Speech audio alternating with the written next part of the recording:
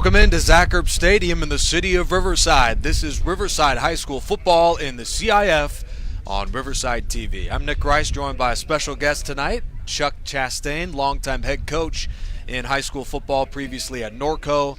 It's got to feel pretty weird being up here in the booth tonight, doesn't it? Oh yeah, it's definitely different from this perspective. It's a nice view of the field and the eagle eye, but much different than being down on the field. Yeah, the game up here looks a lot slower and a lot less violent than it does down there on the field. How do you think Ken and Alex and all them, how do you think they're feeling tonight, coaches? Pretty sure they're excited. It's always good energy when it's homecoming and you get the crowd out. I'm sure they're going to line up and do what they do best, and that's, bully people around. And you know a lot about Ken's coaching philosophy, and there's a whole lot of that bullying, at least on the offensive end and in the trenches for him. Yeah, they're going to try out physical people. They've always been a physical football team, and that's the backbone of their program for the last 30 years. So, and they're going to come out and be who they are, and they're going to challenge you to beat them at their game.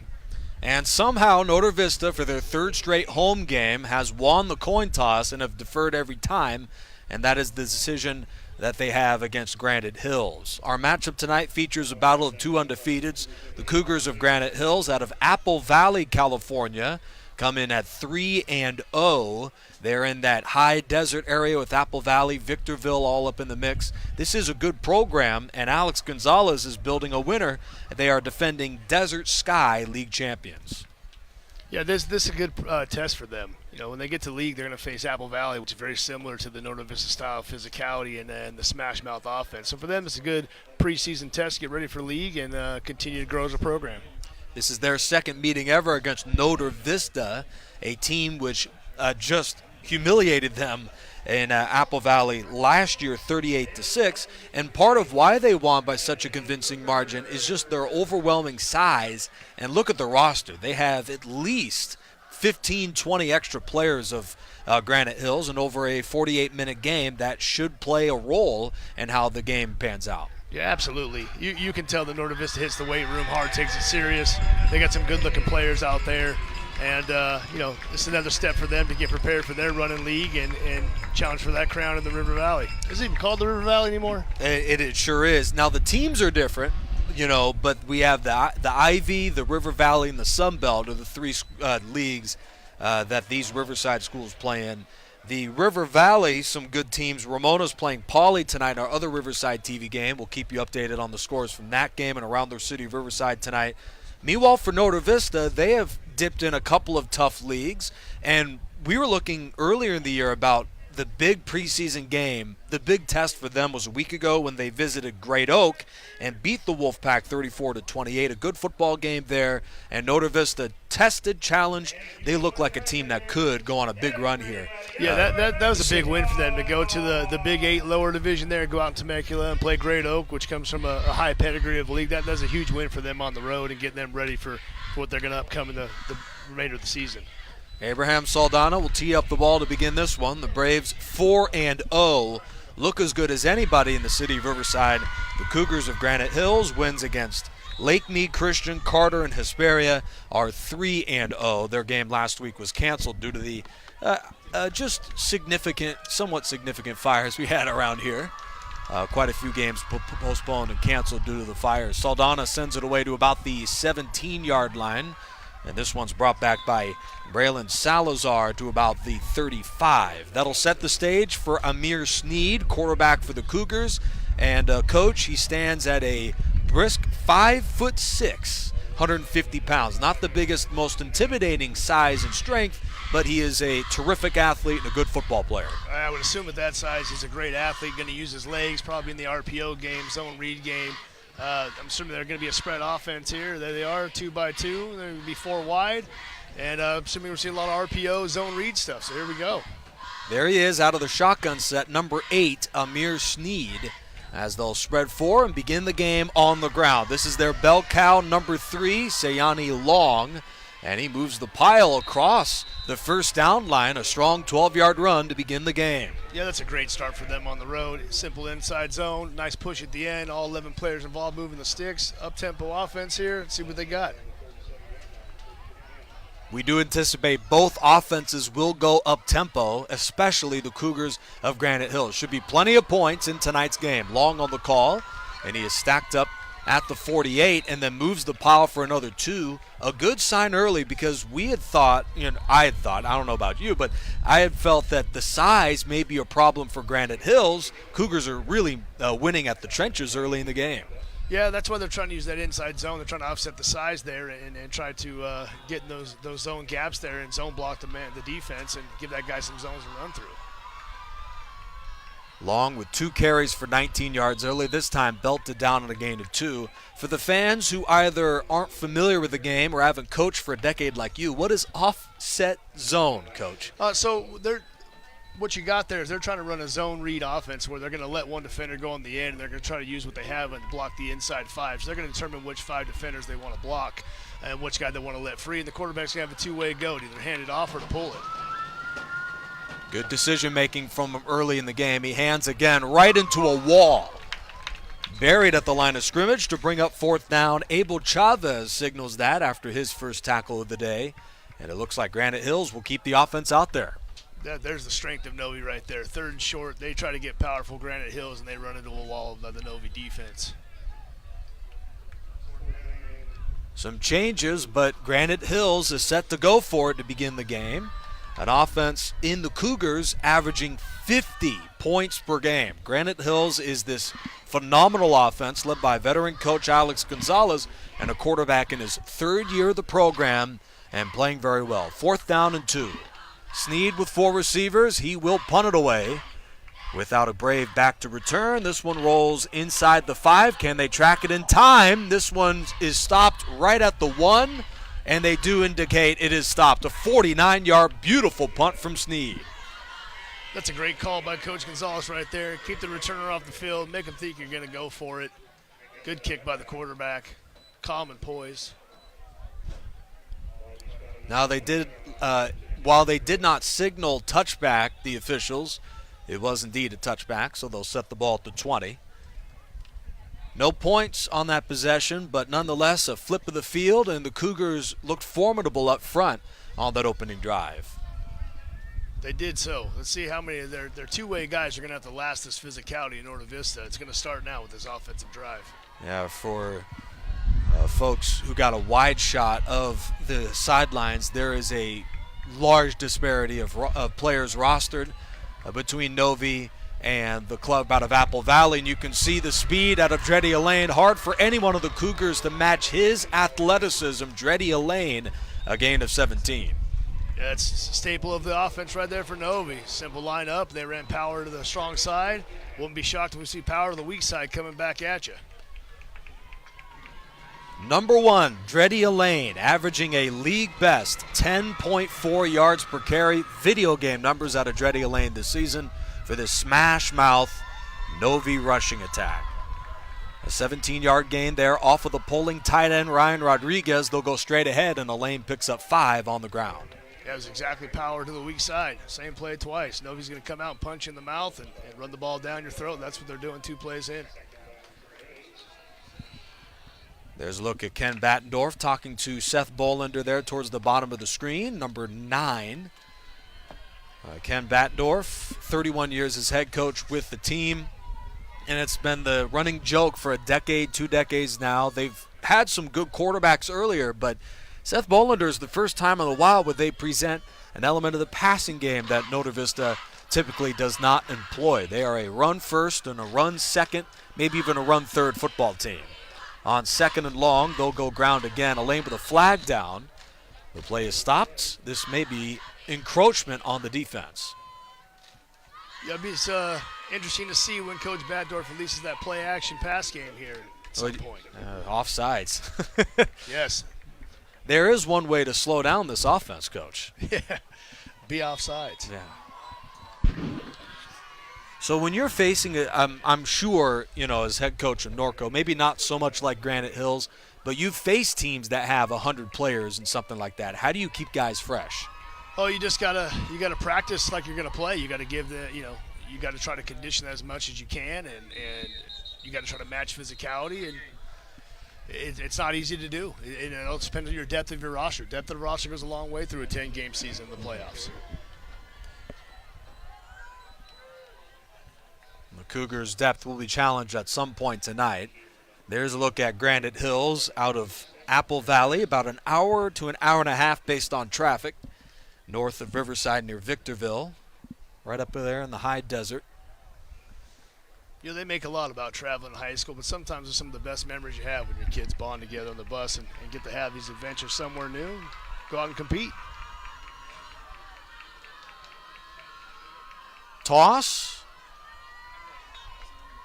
And one of the freshmen for the Braves gets the call, Lee White, 5'7", 160-pounder, and coach had been raving about him, Coach Battendorf, Lee White, and his ability to run the ball.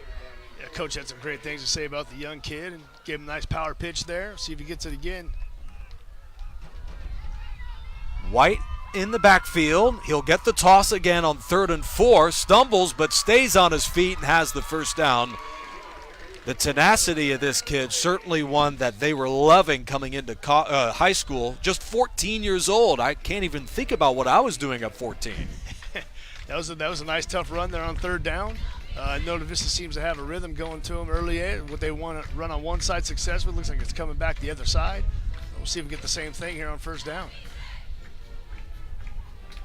For those of you just joining us, Granite Hills picked up a few first downs on their opening drive, but settled for a punt. And now the Braves, in a few minutes, from their own 20, have marched to the Granite Hills 38. In the middle of the first, scoreless from Zach Earp in Nova Vista, Nick Rice, Chuck Chastain, longtime coach at Norco in the CIF. Lee White spun down by Salazar. He lost the ball but is ruled down. A first down for White.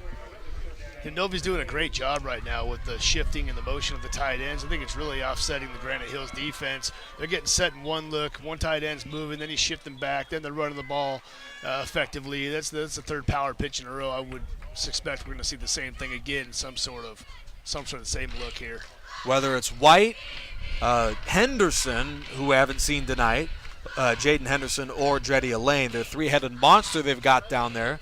Nova Vista is averaging just a hair under 300 rushing yards a game. I mean, almost a whole football field a quarter in rushing offense, this Nova Vista team.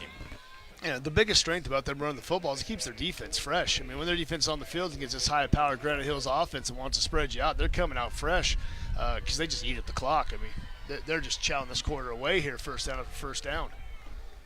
And they have this phenomenal offensive line. Joey Corey, Giovanni Velasco, David Sanchez, just some of the big boys up front who are all returning. All 5 offensive line starters from last year back for this season. And you can see it. Henderson on his first call today is stuffed to the 14. They tried to incorporate the counter there off that power pitch look. Nice little trap inside. They are running the ball, but like you're alluding to, Coach, not every play is the same. They're going with a lot of different looks to keep the defense on their heels. And on 3rd down and short, they'll bring in that triple option formation and go back to Dreddy Elaine in the middle of the defense. It seems it takes 3 or 4 guys to bring him down. But Elaine may be a bit short, indeed he is. 4th and 2.5 coming up. Yeah, Novi's definitely got a game plan. They continue to run the same play, one to the right, then run it back to the left off the same action. So we get here on 4th and short here. For them, this is 4th and short. Normally you go 4th and 4, that's long distance. When you're a power offense like this is normal bread and butter right here. Yeah, Braves on the season as a team are averaging 8 yards a run. So 4th and this is very doable. Nova Vista has had problems this year with their kicking group. Another enticing reason to go for it.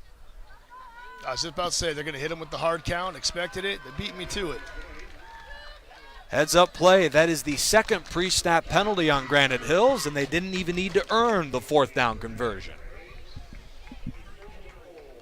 I'm assuming Nova Vista is going to right back to the power pitch or the power eye that was so successful in the beginning of the drive here. You see them have a tendency to keep running the ball on the field. We'll see what happens. Well, I got a feeling, Coach, they may want to run the ball. I would assume you're right. 0 pass attempts for a team that runs the ball over 3/4 of the time. There's power pitch. On a 1st and goal, same power pitch, and Elaine typically is not dragged down at first contact, but was there. Number 13, Quincy Lockhart, makes the stop. Got a flag on the field here to see who's it on. And that'll bring it back. First penalty on Notre Vista. Let's see if maybe we can check out the holding here.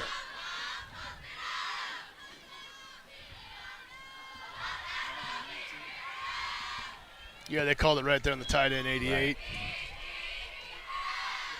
This is where Novi's offense is interesting, right? It was first and goal. Now it's from the 19. Does he open it up and throw it? You know, we have seen crazier things happen. They do have a couple of big bodies who are capable pass catchers in this offense if they ever feel frisky. But Dreddy and Lane is a good idea. No flag down on the run of 13. Number 13, Quincy Lockhart, again on the stop.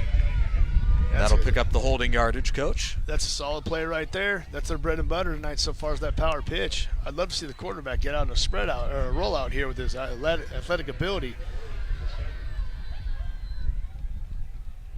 Look at that quarterback lead blocking. Like old 90s football right there. Gotta love it. Gotta love it. Yeah, our own Jeff Gorham calls it child abuse offense. A strong word, but certainly the big boys up front are pushing, making the defense work for 48 minutes. Henderson on the call again, and he is tripped up just short of the goal line. That'll set up third down from about 1.5 yards out. They've definitely found something on that weak side. They've run the same play 3 times in a row. Here comes the fourth one probably.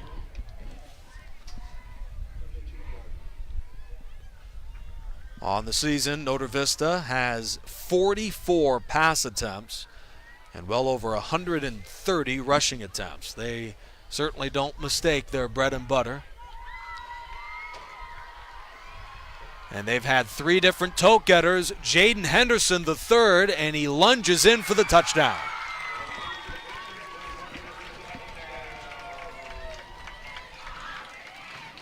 Great job of moving the ball down the field there. Power, power, power, more power. The Novi way. Jaden Henderson's third rushing touchdown of the season. And, you know, these running backs, half of the work is done before they even touch the ball. Look at the big guys moving the Cougars around. It's a great block there by 60, getting the pancake. Giovanni Velasco, senior at 6'2", 295 pounds. In 31 years as head coach at Notre Vista, Ken Bettendorf was alluding to this being the greatest offensive line he has ever had. All guys returning from last year, plenty of size, plenty of experience. PAT good with a flag down. And that offensive line was on full display, roughing the kicker on Granite Hills. Never Coach Bettendorf would come out and say that about his offensive line. That's a big statement. They've had some great rushers in the history of this program and been prolific in that asset. So for them to get that type of respect to the offensive line, that's huge. Yeah, absolutely. So you had alluded to it earlier in the game about, the experiences of those long road trips. Over the years here in Riverside, there has been a huge push to have these schools play each other. About 5-6 years ago, they had, told all of us it's very difficult to organize schools to play all within the city. And now it seems every year we have about 4 or 5 different city games. This is Novi playing an out a long road game for the first time in a while. That's the thing that these schools are missing now, not having playing more of the city games. Yeah, well, I think it's important that all the Riverside schools play each other, but it's just something about when you're on the road. It's a little bit of stressful or a different type of stress than being at home. You get the home crowd and you're kind of waiting, but when you're on the bus and you get there and you're away, it's just a different focus, and it gives the kids time to bond, and sometimes it's nice to play on the road. Yeah, we over the years, some of our league champions, it'll be the first time all year, and Notre Vista was like that. I believe they only had 1 game where they had to leave the city until their playoff game, and of course that brings up a whole other dilemma that I'm sure we'll allude to throughout the night about them playing in Division 4, which was much higher than what we expected.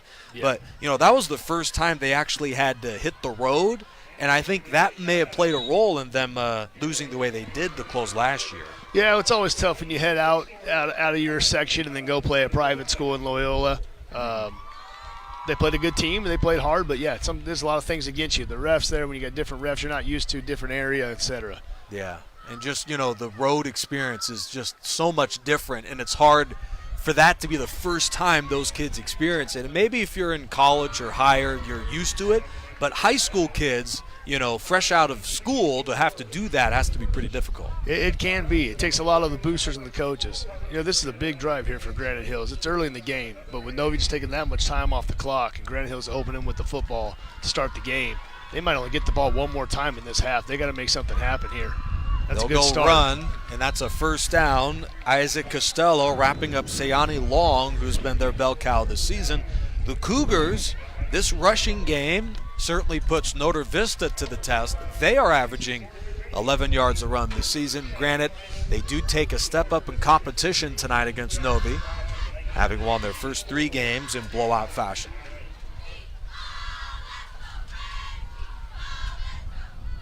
Off the play fake, here's the first run of the day from quarterback Amir Sneed. Sneed, a good athlete, averaging 6 yards a run this season. At 5'6", 150 pounds, and he looks certainly confident against the big guys on Novi's side. The two different, you got the zone rushing attack versus the power rushing attack. I think the question here is, who's putting money in Vegas? Who throws first? We're almost through a whole quarter. The ball's not been in the air once. I do wonder do I get my money back if it's a push? Yeah. We might be would there you look it at that? is. Sneed off the pump fake. And that pass is incomplete. I think the line is whether a completion will be had tonight. If I was Granite Hills, I'd keep that one in my back pocket. The slot receiver on the left eventually got open down the seam against that Novi secondary. If he'd have seen it, it would have been a big play. But third down here might be 4 down territory if you get close. He looked like he was going there. Good job from the Braves pass rush. Roman Price, who is also their punter, was on the pursuit from the outside for Notre Vista. I had a feeling that pass was coming.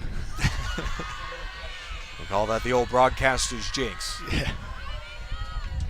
Right when you say a guy's never missed a field goal in his life, he misses a field goal. All right, here's where he's dangerous, out of the pocket. And he drops it off to Kalen Edwards, the junior running back, has a first down.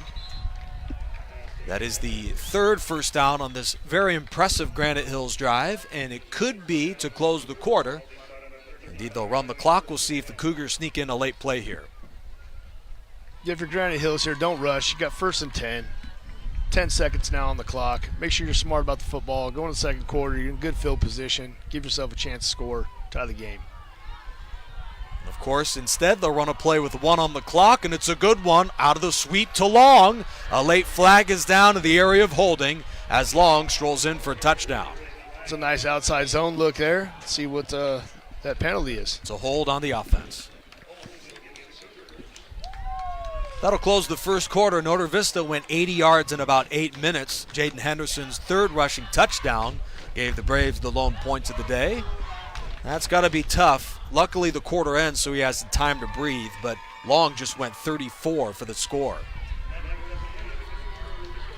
Yeah, they got 65 there on the hold, hands outside the shoulder pads. But I like that look from Granite Hills. They offset the back, cross face to the quarterback, got the outside zone. They've only run inside zone from that point. That was a good little mixture there. Well, that's one of those plays that maybe you're thinking might be good to take a year off of coaching, because I'm sure he's got some choice words for a guy 65 who didn't even need to hold on that play. No, if he just would have kept his hands inside, that's a touchdown. But that, it's hard when you're moving your feet and guys are trying to get around you. Or maybe that's one of those things you still love about coaching, helping a guy develop into a better football player. Well, it's definitely a teaching moment. Coach him up on it, show him what he did. He gets better, and next time you have success on the same play, I'd come back to that one in this game. Run inside zone for a little success, but that outside zone was a good offset there. They were coming inside in the box hard, go to the weak side edge there and get outside, that the guy used his speed and get to the house.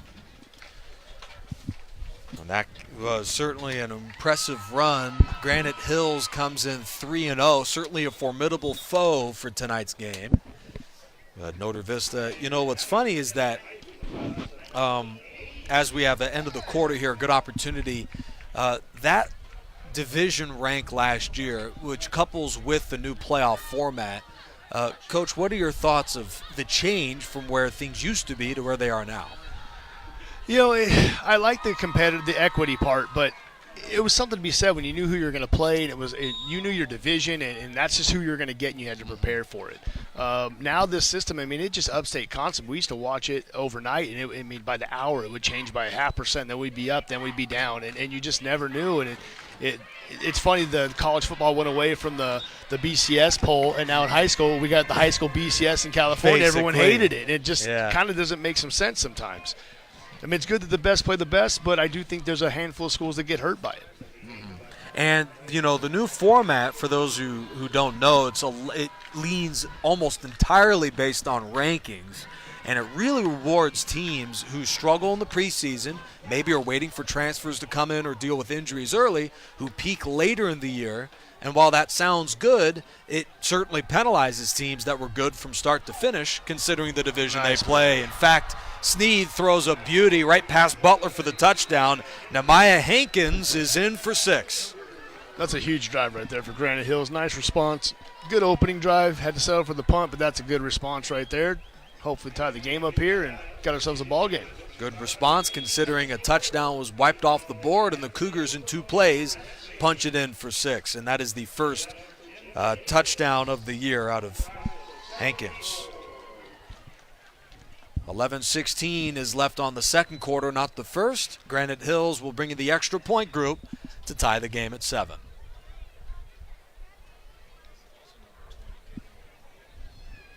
Manuel Michel, number 20. Plenty of guys jump before the snap, but they have, it appears, not thrown a penalty flag. Kick is good. That was interesting. If everyone leaves early, it counts. That's right. Here's a look at the touchdown pass, Coach. Just a simple fly pattern from Hankins, who beat the defense. Yeah, I really like the call. Get him out of the pocket. You've been running pretty much the whole night here. Looks like the corner got a little lost there looking in the backfield. Nice play.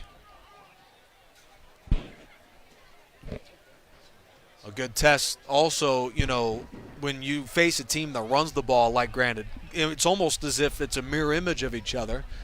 It appeared Notre Vista got a little anxious for the run, and that's how they beat him on the deep ball.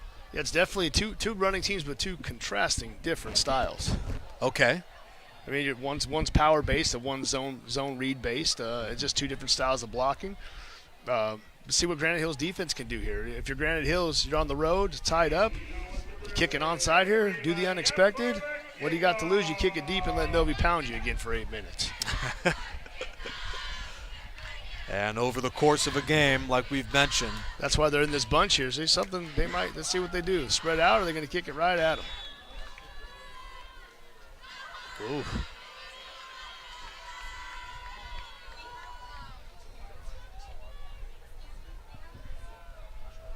Credit to Notre Vista for being ready for that type of fake. Regular kickoff and regular return formation. And Michel drives it deep. A good kickoff on a hop to the 5-yard line with this one's return. Ooh, and ball. White loses the ball, and Granite Hills recovers. Picked up by Nathaniel Kim inside of the red zone. Huge mistake for the freshman. What a break for Granite Hills. No onside kick, but way to cover. That's a big pop down there. Right on the ball. Ball's out. Granite Hills inside the red zone. Third possession. Looking good. See if the Novi defense can respond here. Here's a look at that play again. The most time here in sudden change, you get the ball here at Granite Hills, you're going to go to the air off the sudden change look, strike quick. You go back to your running your outside zone, inside zone concept. You saw it there. Lee White ran right into 2 defenders, and that one was punched out of there by one of the Cougars wearing number 4. Got 3-by-1 look here to see if they go to the boundary to number 11. Instead, they'll feed it inside to Long, who plunges to the 9.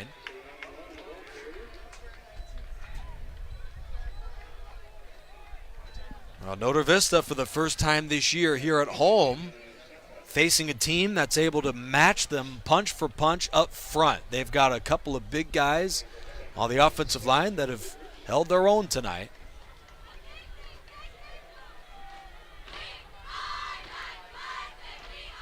Braves in just a four-man front, and they love that matchup to the Cougars. Long carries the ball to a 1st and goal, stacked up at the 1.5-yard line. You know, Coach Gonzalez said before the game with the fire and so on and having that off week that they kind of lost a little bit of momentum or their swagger a little bit, but they've sure picked it up in the second quarter. They're flying around now making plays. Yeah, sure did. I mean, they only had 2 gym practice days in that off week and no football game. And, of course, for Norte Vista, you had the opposite, a heavy work week as Long bounces off a hit, dives towards the goal line, and it looked like he did not score, but the officials say yes, touchdown Granite Hills. From my vantage point, he was a clear half-yard short of the end zone. We'll get another look at that here on Riverside TV as soon as we can. Yeah, I agree with you. He made the tackler miss in the backfield. Should have been for a loss. Great effort, but it looked like his elbow on the ball came down before the goal line from this angle. Nonetheless, a whale of an effort. Save that one on the TV and send it to all your friends. And that's one that'll certainly make you a fan favorite around campus. Marvelous effort. Sayani Long with the run. Got to stop before the play. It's high school football, so this can't be a challenge. It is encroachment on Norte Vista. I've always wondered about that in high school football with the challenge rule. There's no challenge. With all this technology now and the replays and the iPads on the so, man, you show the officials those iPads, they get real upset real fast. Yeah, now don't quote me on this, but I actually think they do have, I think for playoff CIF games, they do have some challenges, if I'm not mistaken. Here's a look at that play again.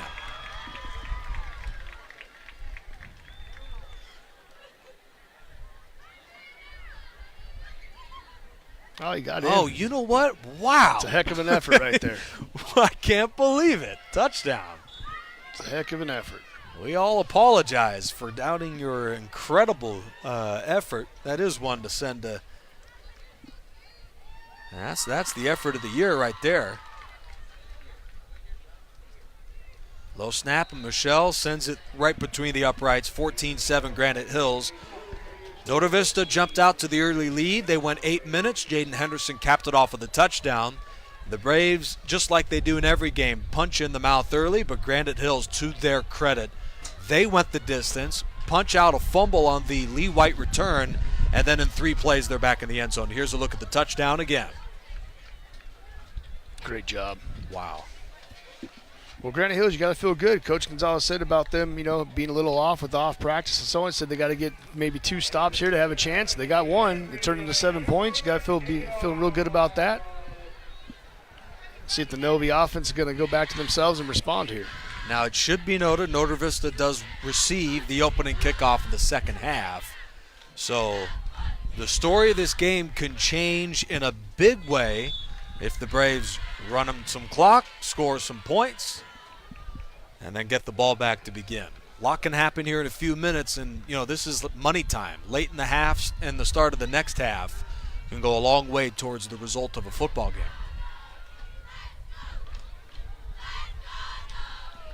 Michelle drives it deep. White returns again, this time at the 6. Much better blocking on this play, and he is wrapped up by Sayani Long at about the 23-yard line.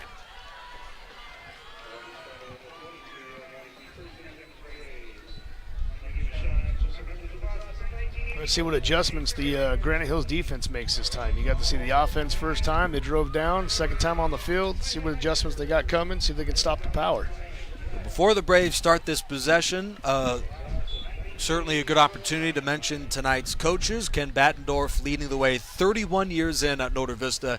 Meanwhile, you can see there the Granite Hills Cougars out of Apple Valley dressed in the white tonight, led by 10-year coach Alex Gonzalez, and he has really turned around this program. This team, the year before he took over, was on a 3-year playoff drought, and this team was an afterthought in the high desert. And now they are reigning league champions, and this team is as good as they've ever been since established 25 years ago in 1999. The lane carries at the 29.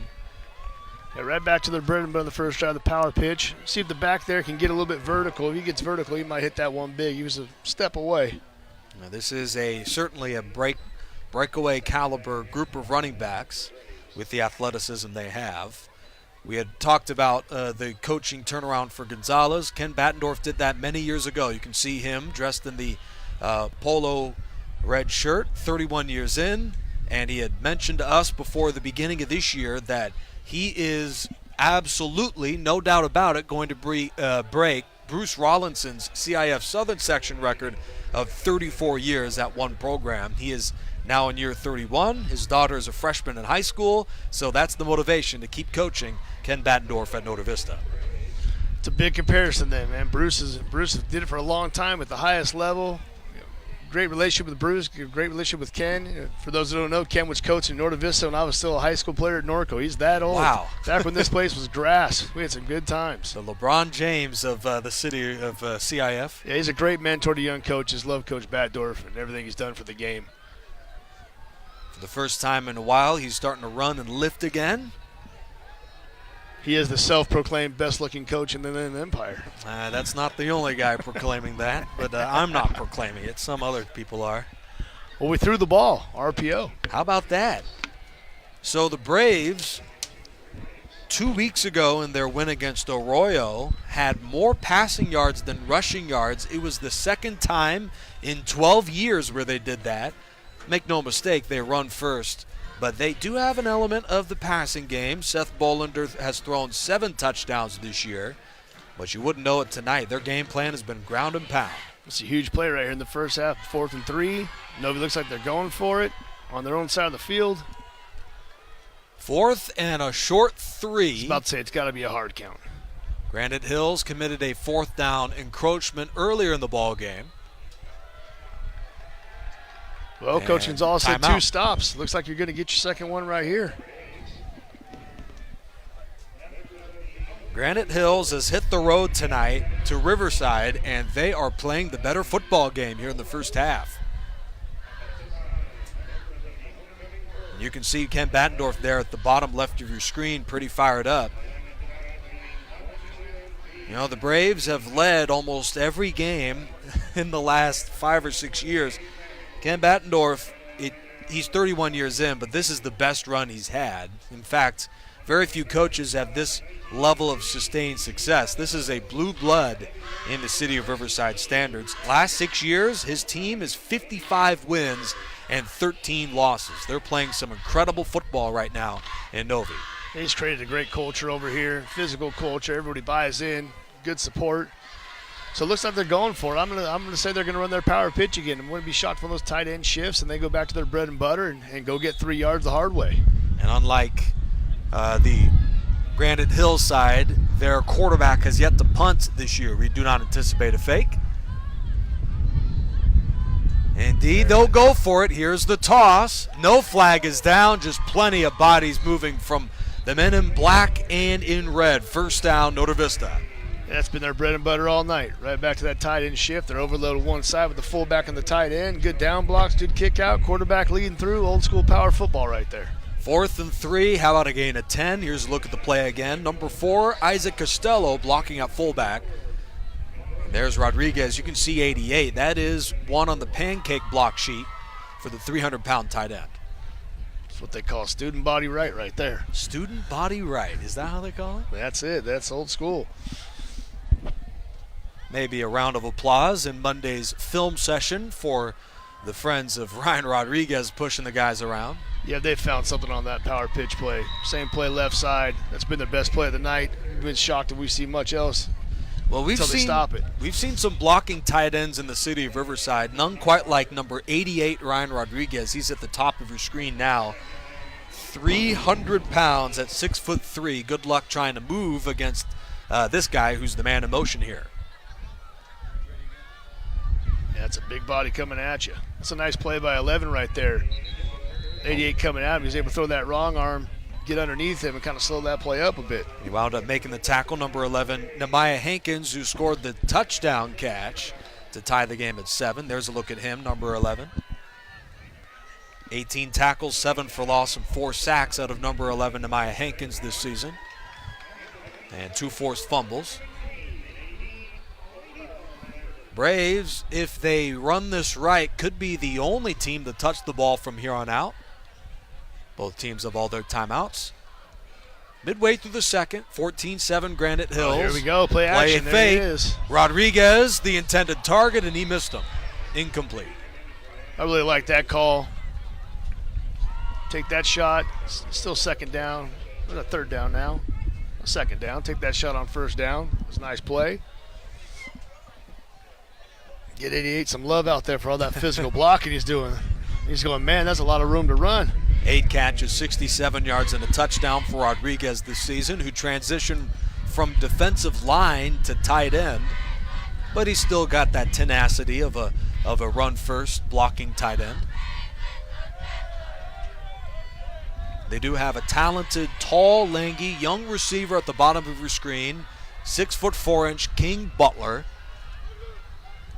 Out of the offset eye, they'll go ground, and Dreddy Elaine finds a seam in the secondary for the first time this quarter. A burst of 16 on the ground. The Cougars' Braylon Salazar with the stop.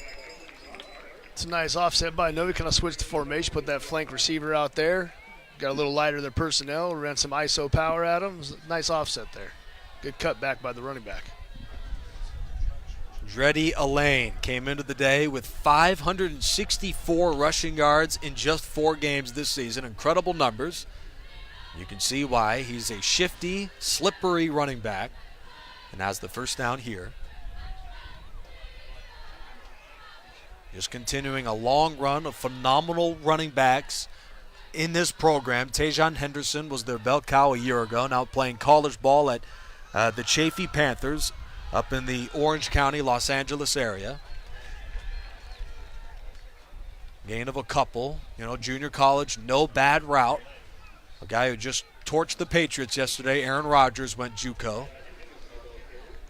I don't know if the average fan understands how good California JUCO football is. There would be a lot of colleges across the country that's pretty stinking talented. The worst junior college against Bosco, Mater Dei. I mean, the JUCO would crush them. Oh, yeah. I mean, you could take California JUCOs and play them against some 1AAs or other schools, and they would do just fine. Mm-hmm.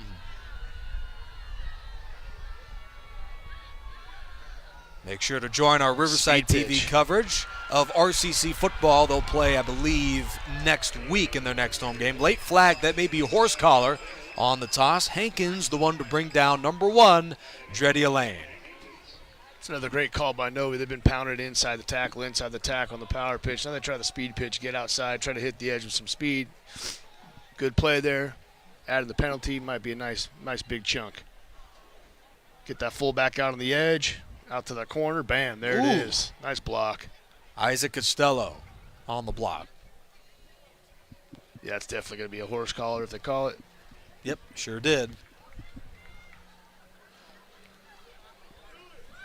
I mean, these aren't just big boys up front, Coach. These are guys that can move. That toss play is not an easy play to execute for the offensive lineman. No, they got to get their high horse and run there and get out to that secondary perimeter defense. They did a good job there. See what they come back with here. Not much passing in today's game here on Riverside TV, but we did see the one Amir Sneed to Nehemiah Hankins touchdown. What has otherwise been a run-heavy game from both offenses.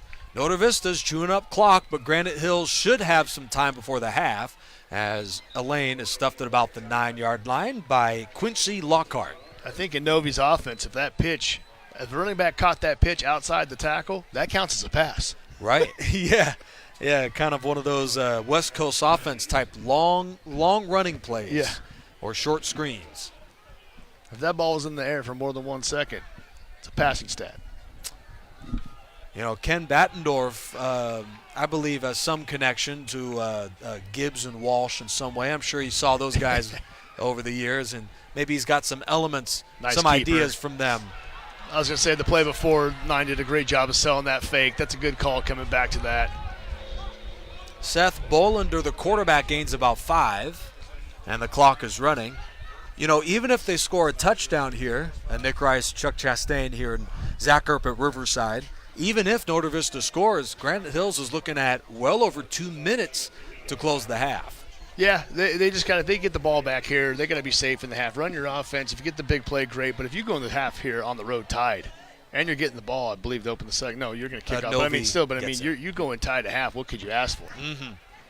Well, Granite Hills does have all their timeouts, as does Notre Vista.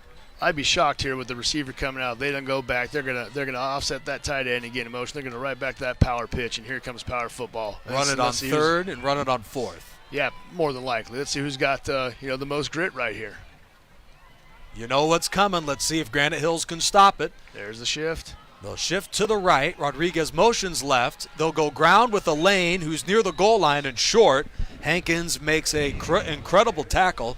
Number 11 for Granite Hills, you can see him with his shoulder pad poking out of his jersey. He is some football player making just about every tackle. Yes, that's a good stop there. 4th and 1. This is, if you're Novi, this is what you want. And you're Granite Hills. You got to come here and. Yeah, that's great job of run. They call that the heel line there. Trying to run the heel line of the offensive line. Don't get too much penetration, and it's going to take you to the ball. That's a great job by 11. Hustle play right there. All right. Now that pitch play was designed to leave him unblocked, correct? Absolutely, yes. You're going to leave the farthest man away from the ball unblocked, and that's a great play by 11. Here we go. We'll see if that defense can stop him. Here's we've got a timeout. Novi has used one, and now Granite Hills uses one. 2 left on each, 1:54 left in the half, and this is one of the biggest plays of the half. You stop them here if you're Granite Hills.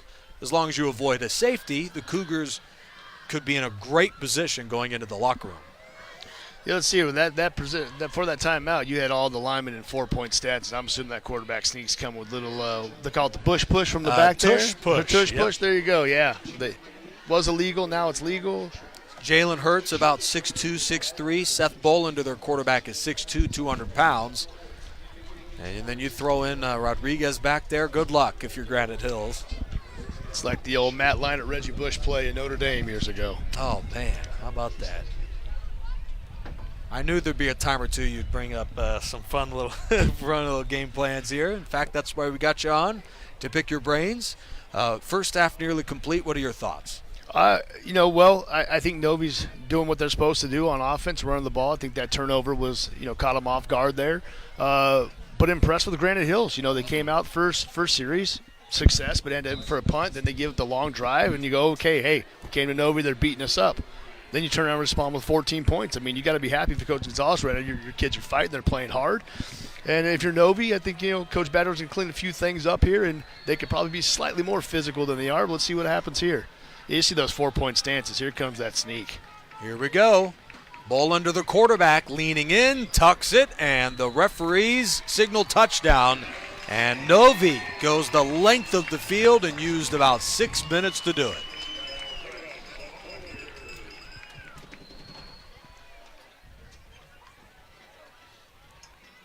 And that's got to be disheartening if you're the Cougars. I mean, that defense did just about everything right, but Notre Vista was just a little tougher, and on 4th and goal, they move them into the end zone. Yeah, I will say that I think the bright side for Granite Hills defense is, you're making them earn it, though. You haven't given up the big play where they've just gassed you and the run's wide open. They're going 60, 80 yards to the house. I mean, you're making them earn it, so at least you're fighting. And you continue to do that, you're going to maybe get a break here. A lot of movement up front. The kick is up, and we are tied at 14. So we had mentioned Ken Battendorf, longest tenured active coach in the CIF Southern section. Meanwhile, Granite Hills head coach Alex Gonzalez is the longest tenured head coach in the High Desert, 10 years in, and has a chance to be the second Desert Sky League champs since 2004, repeat champs, that is. They won the league last year. And that's part of a turnaround for this program, and turning around a program like Alex has done, a whole lot easier said than done. Yeah, it takes a great staff underneath you, a great support team on campus, and a bunch of kids that want to work hard. And for them, it's not easy when you got Apple Valley looming down the street there, and he's done a great job. I'm sure Coach Gonzalez has faced the time or two where kids are saying, I'm not playing here, so let me go ahead to Apple Valley, or maybe, I don't like the fact that this is going on. Maybe we're not winning enough. Whatever it is, that transfer, even in high school, it's a real deal, and it is certainly something that coaches consider going into a year And if there's any coach that deals with it, it is Alex Gonzalez with Apple Valley up the road. Fair catch signaled and made by Hankins at the 30. All right, big drive here for Granite Hills, and you don't have to score. I mean, if you get the play, like I said, the big play, take it. But you just got to run your offense like you had. You got 2 timeouts still, a minute 50. If you go in the half tie, great. If you go in with the lead, even better. But what you can't do is have a quick 3 and out and give this ball back to Novi. 2 timeouts on both sides and a minute 50 left before the break. Amir Sneed tonight, just 1 completion, but the one was the long touchdown to Nehemiah Hankins to put Granite Hills on the scoreboard.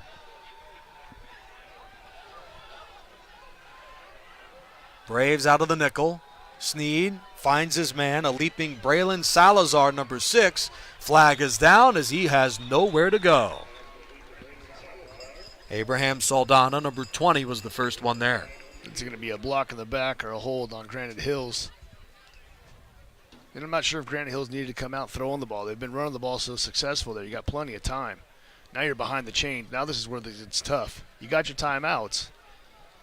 But to me, I'm thinking if you're the Braves, you've got 2 timeouts. Yeah, you definitely, after this play here, see what happens and maybe burn a timeout. The question for Novi is if they get the ball and they're past midfield, do they become Air Norte Vista or the ground and pound? Considering the numbers, you might be better off running the ball in that situation. But long is certainly no easy feat to overcome, a gain of 3. Yeah, now you look at a timeout. Looks like Coach Ken Battendorf is going to want to see how they run the second down play. Not a bad strategy. And he might be okay going to the half with opening with the ball here.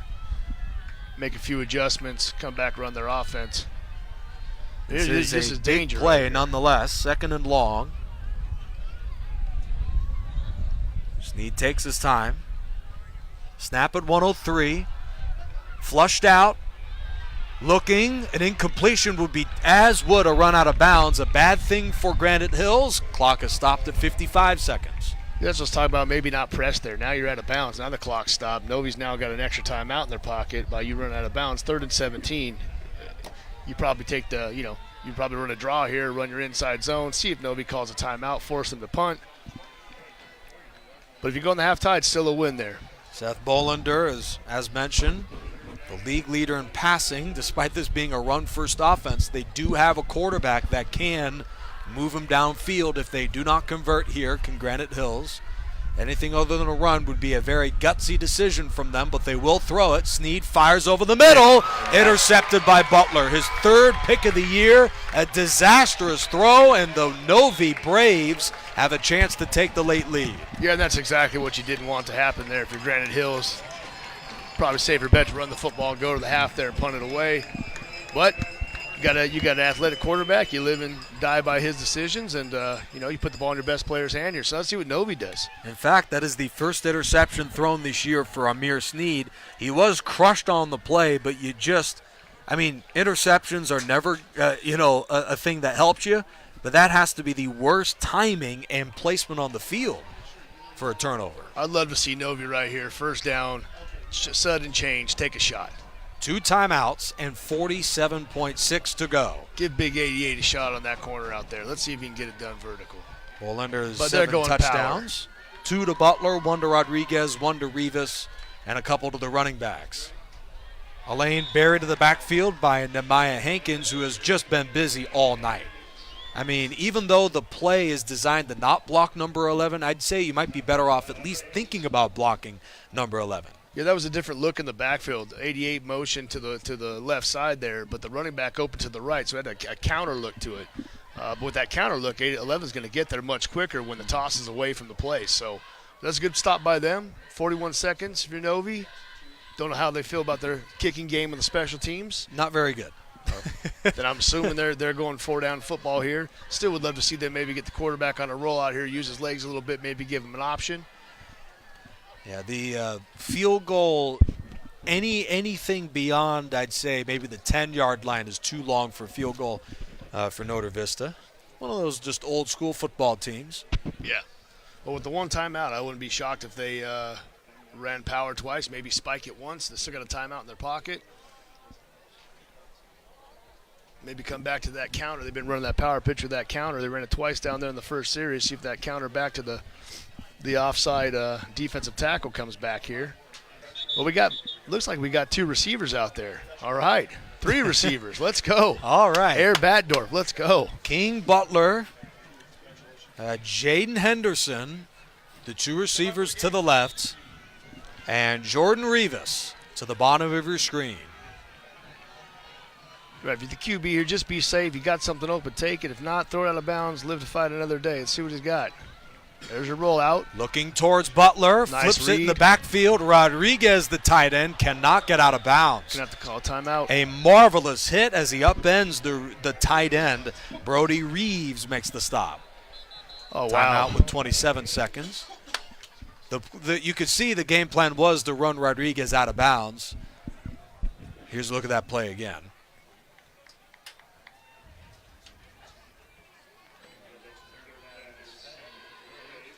That's a great job by the quarterback there. It's supposed to get outside the pocket, but he had to step and deliver it. What's interesting here, though, when 88's down, coach is trying to call a timeout. He's on the field calling timeout, and the side judge never turns and looks. There should be at least 5, 6, 7 more seconds on that clock. He never turned around and saw him. I mean, that's one of those, Coach, I'm sure you've dealt a time or two, you know. Coach handled that a lot calmer than I would have handled that. That's for sure. But you got to move on to the next play here. It's a big call.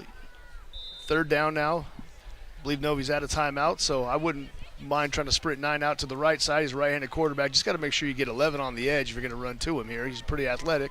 Sure is. And, you know, by this stage of the game, out of timeouts and your kicking situation being a challenge, I'd say no matter what, you go for it on 4th down, Yeah, even if absolutely. the clock is running. Absolutely, you go for it on 4th. And if it's not, throw it out of the back of the end zone. Granite Hills probably takes a knee. You move on to the half. Here we go, 3rd down. They need the 11 to move the chains and stop the clock momentarily. Yeah, see, good job of stealing 11. Hit as he throws over the That's- head of Butler. You had the receiver in the flat curl area wide open. Try to go for the end zone shot. Maybe a little early by that DB with the hold, but they're letting him play out there. I like the call, though. Number 1, Martion Brown on coverage. Butler did have a step in the defense. But Coach had talked to us before the game. Bolander, considering the receiver 6'3", he does get a little anxious out there throwing the ball and will typically overthrow him. See, I'd like to see this one again. He's going for that. That's got to be pre-programmed because if you could see the bottom of the screen, look at the hitch guy's wide open down there. That would have been an easy first down. Maybe if he gets even out a of bounds, touchdown. maybe walks in. But that looked like it's pre-programmed. His eyes were going there straight from the snap. Well, to be fair, the Cougars' Brody Reeves was flying in on the rush. Right, got to make sure you take care of 11 here on the rush. Can they capitalize on the Butler interception? It's 4th down and long.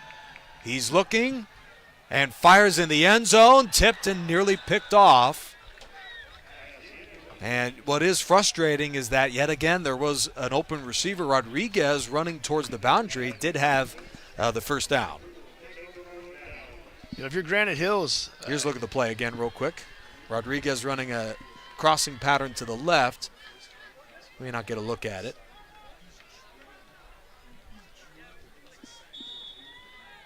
yeah, maybe a little air on that ball to the back pylon. They might have had it because there was no one over there. But if you're Granite Hills, I think you just go to the half, and you got to be pretty pumped. Coach said 2 stops before the game. Are you You've now kidding got me? 3. Yeah. Here's the wide shot of that play again. I mean, not wide open, but he is open, calling for it for the first down. Yeah, the ball's got some air on it. He's got a chance. Yeah, that's a smart play by Granite. Take the knee, go to half, tied 14-14. You said 2 stops, you've gotten 3 in the half. You're going in tied. I mean, you got to be pumped if you're coach. Your kids got to have confidence on the road. If you're Nova, you're at home, regroup, do what you got to do, and find a way to win. Yeah, tough break. Considering the Butler interception, the fact that Granite Hills gave up nothing is a huge win. Going into the second half, I mean, I think, if you're the Braves, running the ball has got to be the strategy here. Yeah, if you're the Braves, you come back and you get back to who you are. You go ground and pound, you move the chains, you eat the clock, and you keep your defense fresh. If you're Granite Hills, you ran the ball effectively. You did a good job mixing inside-outside zone. Don't get too fancy. I think that's the only thing knock on them is that last drive. They got a little fancy there trying to throw the ball, and you had plenty of time. You're winning the turnover battle. Well, it's tied, actually, but you're winning because you got 7 points out of it, I would say. Right. And, you're playing well. So you got everything you want. you're outnumbered by the depth of Novi, but you're playing hard. A good football game tonight. Before the second half, we'll give you scores and updates around the city of Riverside. But we are at the half on Riverside TV. The Braves and the Cougars locked up at 14. Second half coming up right after this.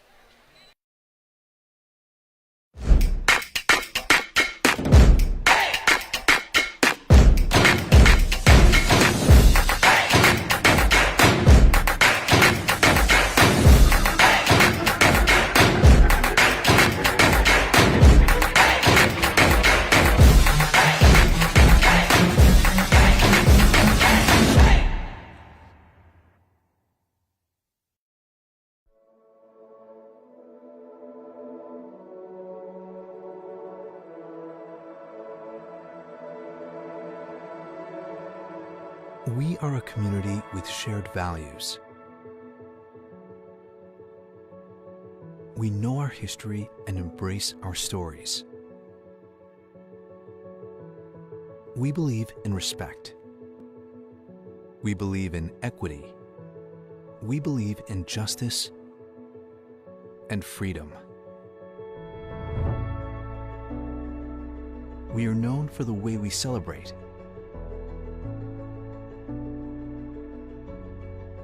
for how we create, and the ways we relax. We are known for our flavor and our vibe.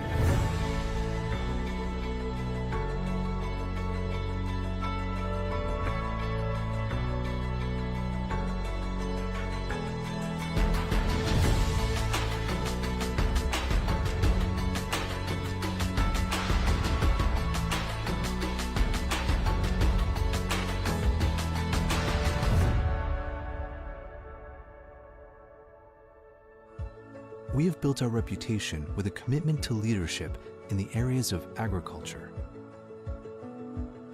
engineering, creativity, economic development, and environmental responsibility. We are known for our incredible architecture,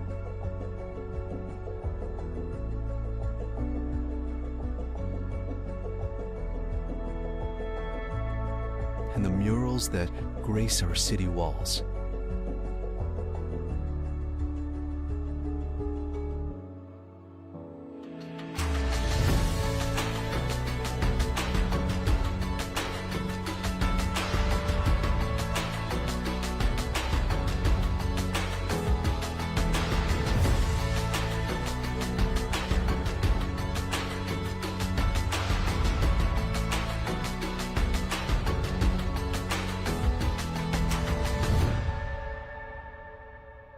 We value education. We value service.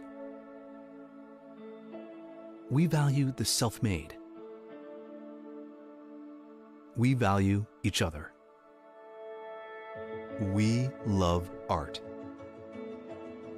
We love innovation. We love Riverside.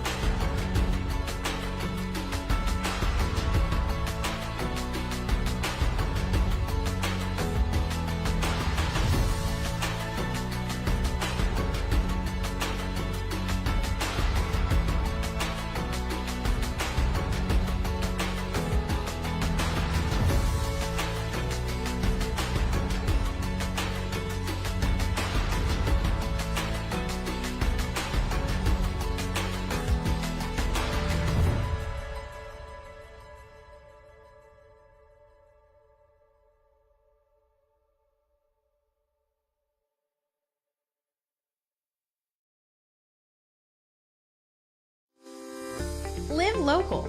Help support your favorite businesses with the Shop Riverside Community Card. With over 200 Riverside businesses giving exclusive discounts and offers to community card holders, there's something for everyone.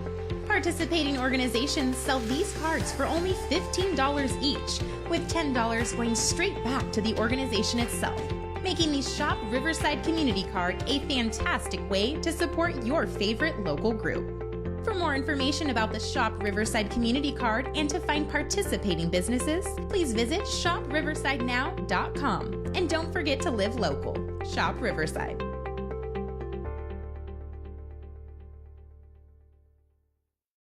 California leads the nation in railroad trespass-related fatalities. In 2021, there were 243 trespass casualties in California. We can all help reduce trespass-related incidents even further if we never trespass on railroad property for any reason. That means no biking or walking near tracks. Railroad property is private property. The only safe place to cross train tracks is at a designated crossing. September is Rail Safety Month. Please do your part. And whenever you see tracks, always think train. Engine 1 AMR, respond with RPD. Road traffic accident with injuries. In 1234 Main, cross of Columbia, 2 vehicles involved.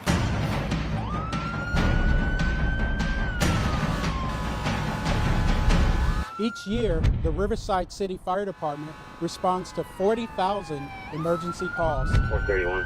And the men and women of the Riverside Police Department drive Code 3 every day.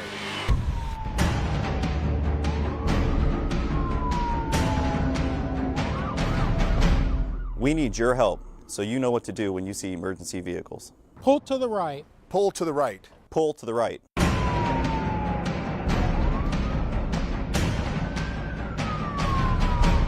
So help us help you. We need you to pull to the right.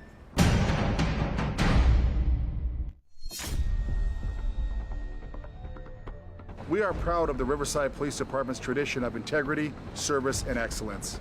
RPD officers are disciplined, well-trained professionals who always lean forward to make our community safer and more livable. We are always looking for mature, educated men and women who want to apply their courage and judgment to serve the people of Riverside. If that's who you are, we want to talk to you.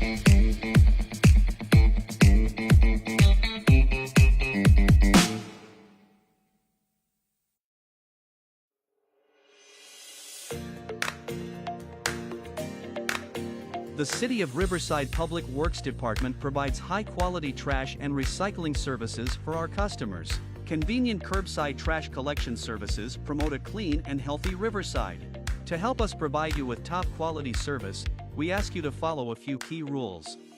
There are 3 different containers for your trash. The blue bin is for recyclables and should only be used for clean recyclable materials such as aluminum cans, cardboard, glass bottles, plastics, and styrofoam. The old brown bin, or new bin with gray lid, is for standard household trash and items not suitable for the other bins, such as animal waste, cactus, palm fronds, soil products, and other waste. The green barrel is for your grass clippings, leaves, weeds, and other plant materials, excluding palm fronds, cactus, and yucca. And please remember not to use any of the containers for heavy construction waste such as concrete. For a complete guide to sorting your trash, please visit riversideca.gov/publicworks.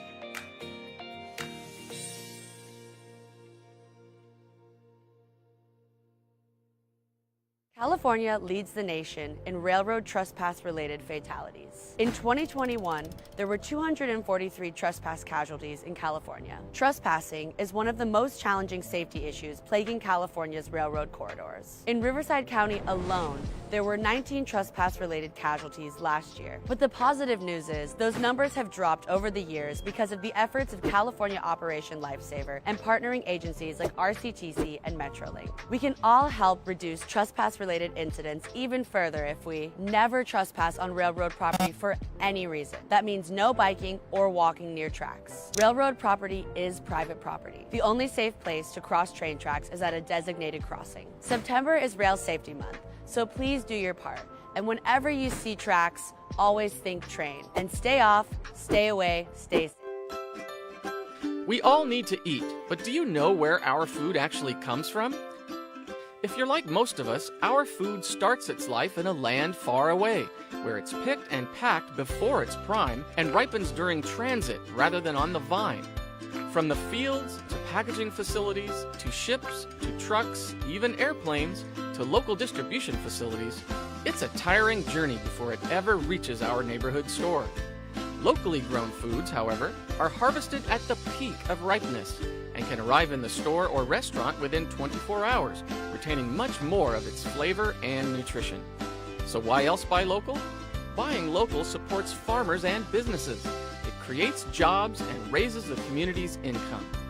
This Grow Riverside initiative has a long-term impact to create a higher quality of life by increasing access to nutritious food and creating local jobs and businesses that help generate sales tax revenue to support vital services such as police, fire, and our local parks. So go out and shop local, eat local, support our community while enjoying fresher, more delicious, and nutritious food. Find out more about the exciting local food movement, where community members, leaders of the local food movement, local government, and local growers come together to discuss the exciting future of sustainable local agriculture. I get to see little girls come in and say like, I'm gonna build a bridge, I'm gonna play with electricity, I'm gonna build a catapult, and it's so much fun to see them light up and to see that they know that they can now do this. Kay Yang is a local entrepreneur and engineer who has had a passion for tinkering since childhood.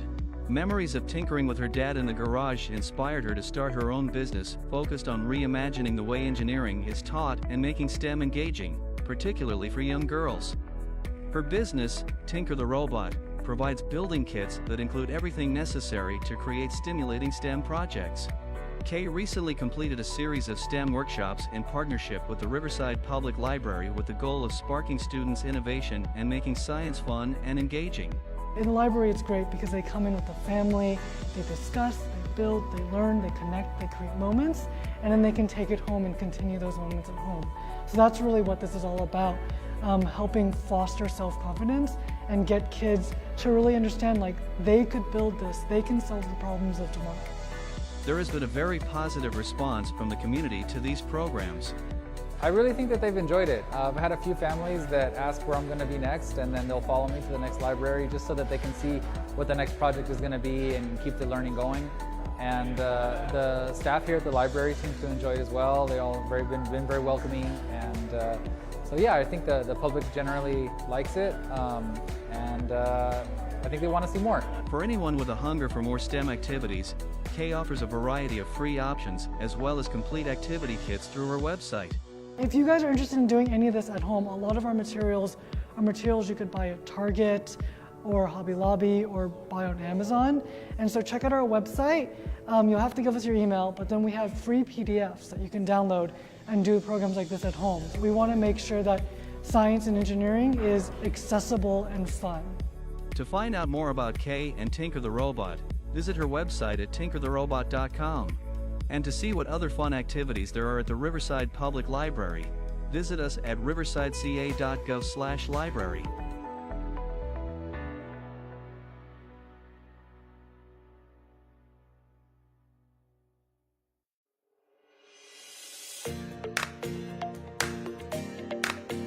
The City of Riverside Public Works Department provides high-quality trash and recycling services for our customers. Convenient curbside trash collection services promote a clean and healthy Riverside. To help us provide you with top quality service, we ask you to follow a few key rules. When placing your trash containers for pickup, please observe the following. Place each container with at least 3 feet separation from each other and at least 6 feet from obstructions such as parked cars, fire hydrants, mailboxes, and trees. Your bin should be placed at the curb no later than 5:30 a.m. on your collection day with the arrow on the lid pointed toward the street to ensure your bins get emptied. If you are experiencing issues with your trash collection, or perhaps need a replacement for a damaged trash bin, please contact our customer service call center by using the 311 app or website, or by dialing 951-826-5311 to reach one of our customer service representatives.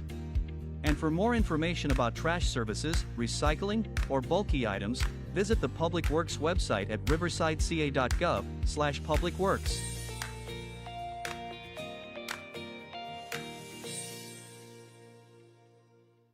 This place, it's called CryoFix Wellness. We're based in Riverside, California.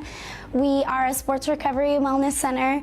We get half athletes or people who are just very active who are looking to recover a lot faster. And then the other half we get is just everyday people who are in chronic pain, chronic inflammation, people who work a lot of hours, who are on their feet all day, that are just looking for more natural ways to help maintain pain relief and help decrease inflammation.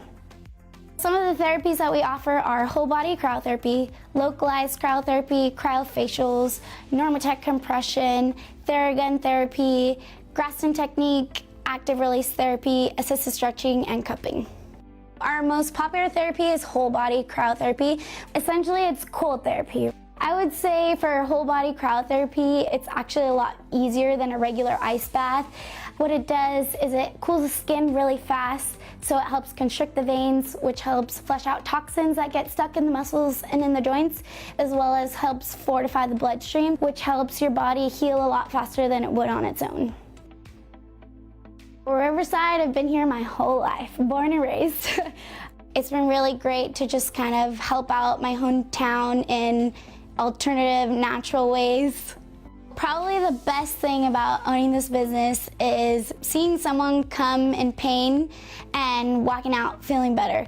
Just the other day, we had a high school girl. She came in, could barely walk. She did 2 treatments of the localized cryotherapy, and she came back telling me that she was able to play her game on Saturday. And just seeing that all the time makes me feel really good knowing that I'm providing a service that helps out my community.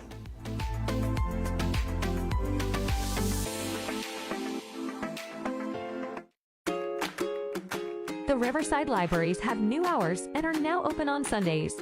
Now you'll have more time to explore, study, and learn about the things that matter to you the most.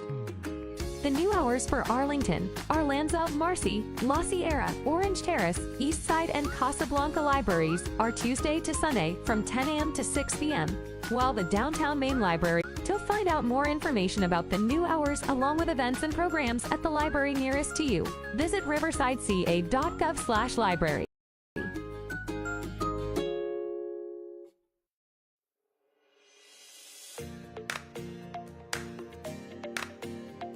The City of Riverside Public Works Department provides high-quality trash and recycling services for our customers.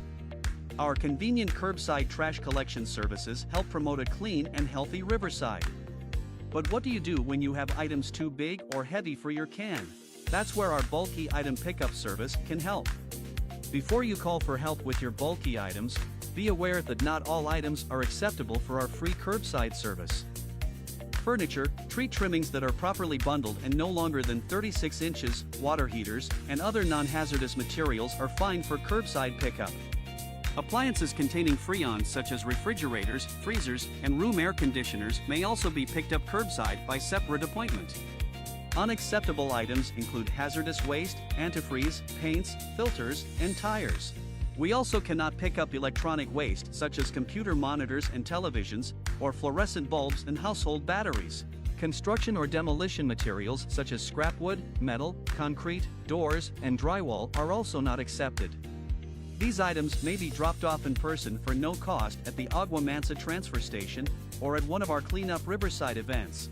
For more information and the current schedule for these drop-off events, please visit riversideca.gov/cleanupriverside or call 951-826-5311, your one-stop shop for city services. To schedule a bulky item pickup, first call your service provider for an appointment. On the day of your appointment, please make sure that your items are curbside by 5:30 a.m. You may have up to 5 items picked up at each service call. If you have an appliance containing Freon, please call the Appliance Recycling Center of America at 1-800-654-2722 for your free pickup appointment. RPU customers may even qualify for a rebate. Visit riversidepublicutilities.com for information on current residential rebate programs. To find out more about the City of Riverside Trash Services or our Clean Up Riverside events, visit the Public Works website at riversideca.gov/publicworks.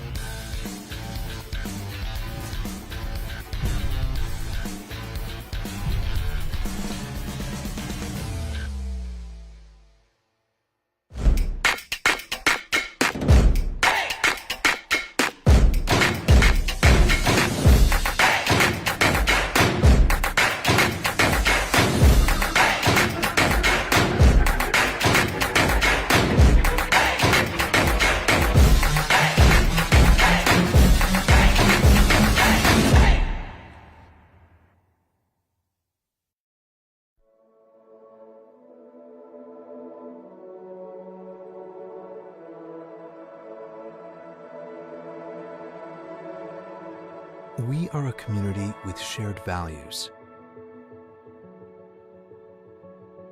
We know our history and embrace our stories.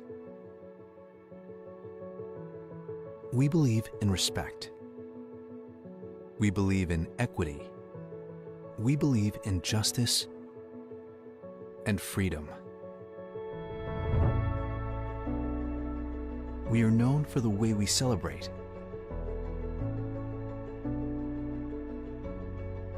for how we create, and the ways we relax. We are known for our flavor and our vibe.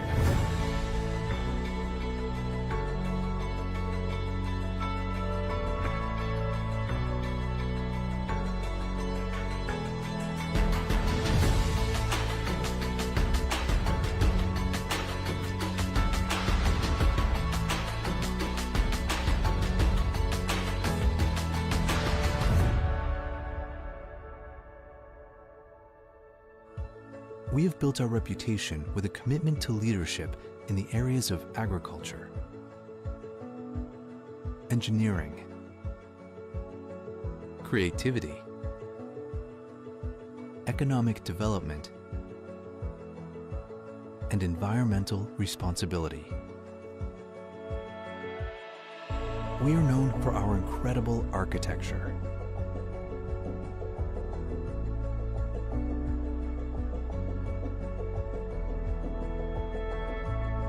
and the murals that grace our city walls.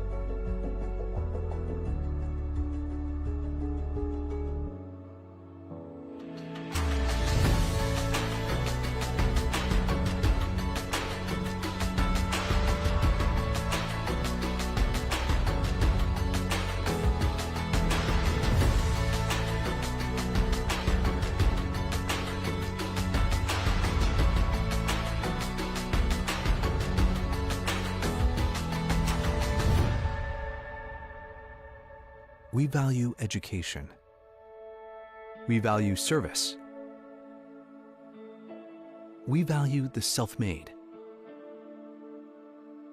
We value each other. We love art.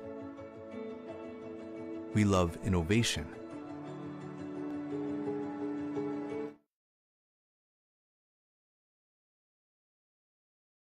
Look at that. We're back in action, folks. Glad you're with us. 2 quarters in the books. Nick Rice, Chuck Chastain here from Zach Erpen Riverside. Well, we've got a lot of scores. Let's go ahead and just take a look at what's happened around the league. But first, let's begin with your, program you've coached for a while. Norco up 17-3 over Citrus Valley. Norco's looking pretty good this year, are they? Yeah, that's a tough place to go play. Coach Bruick out there runs a good program. He's been a state champion when he was at Rev. So going to Citrus Valley and coming out on top or being ahead, that's a big task there. Speaking of Redlands East Valley, down is Rev 21-14 in Riverside at JW North. Other Riverside scores, Roosevelt at the half over Santiago 28-14. Hillcrest leads at the half 13-0 over Lakeside. And our other Riverside TV game, Ramona's in front over Poly. If you thought this game featured defense and stuff to that, like Ramona's up 7-3 over the Bears in that Riverside City matchup. Yesterday on Riverside TV, we saw Murrieta Valley overwhelm King 62-6 down in Riverside. Bell Gardens over Arlington, that game final from yesterday, 29-21. At the half in Indio, Shadow Hills leads Patriot 14-7, and Rubidoux and Temecula Prep are tied at 7 at the half. Thoughts of some of the scores? These are pretty competitive matchups tonight. I mean, I'm not shocked at some of the scores. Some teams are trying to challenge themselves. Others are playing equal opponents. But they're pretty much expected. Orange Vista has a bye this week. Palm Springs up 21-14 over Yucaipa. Beaumont blew out Murrieta Mesa yesterday 42-13. And yesterday Moreno Valley crushed La Sierra 34-0. Quick look around the top 10 in America. Number 1 Mater Dei up 15-0 over St. Francis Academy out of Baltimore.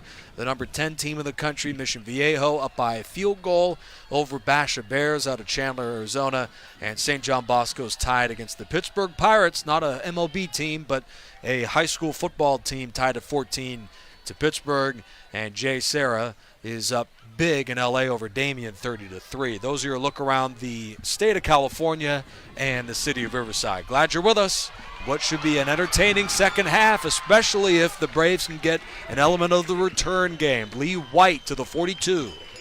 That's good opening return there for the Braves. Good field position to start. I'm assuming we're going to go right back to the ground and pound here, eat some clock. It's a big opening drive here in the second half. I would not be remiss. I missed one score, and it is my alma mater. Vista Murrieta 56, Temecula Valley 14. That game final from yesterday. Coach Coley Candell building a winner down there. Of course, George Wilson and Murrieta Valley, with their result yesterday, certainly a run for their money down in the IE. Southwestern League plays good football. Southwestern League's getting a little bigger, but still a tough league to play in. Dreddy Lane with a 17-yard scamper and a first down. Not too bad of football up here in the River Valley League as well. We'll give you tabs throughout the half of the Ramona Poly game on a Riverside TV doubleheader. As mentioned, 7-3, Rams over the Bears at the half. I'm sure a pretty inspired speech from head coach Ken Battendorf in the locker room, considering how that half finished. Braves had the ball under a minute with a couple timeouts in the red zone and scored nothing off of it. Elaine stuffed on a gain of 1. The Cougars, Kalen Edwards with the stop. Yeah, I would say Coach Battendorf went in there and just told them, hey, we got to play a little bit faster, a little bit more physical, and maybe they were overlooking their opponent at the half. Who knows? Granite Hills played tough. Granite Hills got to stop those big gashing plays. Couple to start the half here. Good stop there on first down. See if the Braves go back to that power play. Not Edwards, Roberto Sanchez, my apologies, number 23, the middle backer for this defense. And the team leader in tackles with the stop there. They'll keep it on the ground off a counter, and Elaine spins right into a wall. As mentioned again, Roberto Sanchez, 30 tackles this season for the Cougar linebacker, number 23, and on the stop.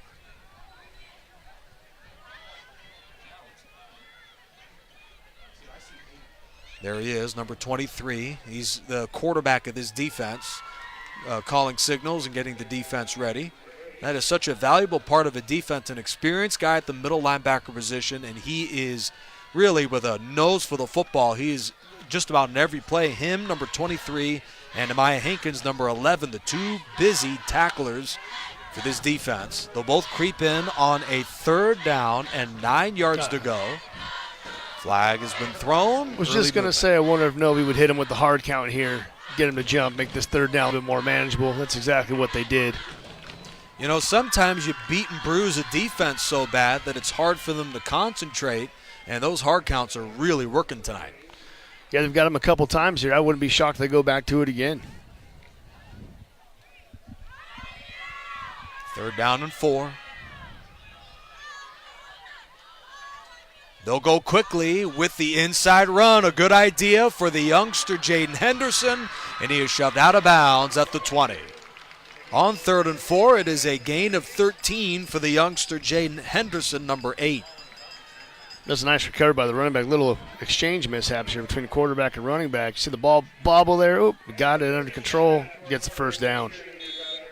Henderson has gone over 200 yards rushing this season on that carry. Good for 4th in the River Valley League. And he's doing that on 8 yards a carry. His name is rarely called, but when they do lean on Henderson, he has made the most of his opportunities. And that's got to be tough for a coach, considering you've got 3, maybe even 4 really capable running backs. Do you use it by platoon? Who do you lean on late in the ball game? That has been the challenge for Ken Bettendorf. I'm sure they'll develop a guy who's the crunch time guy, but having fresh legs back there goes a long way. Sure does. Elaine has been their best statistical running back this season, and he lines up behind Costello out of the offset eye. But first, we've got a Ken Bettendorf timeout with 9:46 to go in the 3rd. The Braves received the opening kickoff of the half and have marched from inside their own 40 to inside the Cougar 30. Wonder if that animation at a coach there on the timeout was because the ref had his back turned to him in the first half. They didn't get that timeout, and it's a little bit of emotion there for a timeout call. This is the first time we are seeing this officiating crew in the city of Riverside this year. Gary Richard, head referee. Mel Kabang, their umpire. Tony Leon, he's a regular in Riverside. Tony Leon, Herman Thomas, and Ronnie McCauley, new names here in Riverside.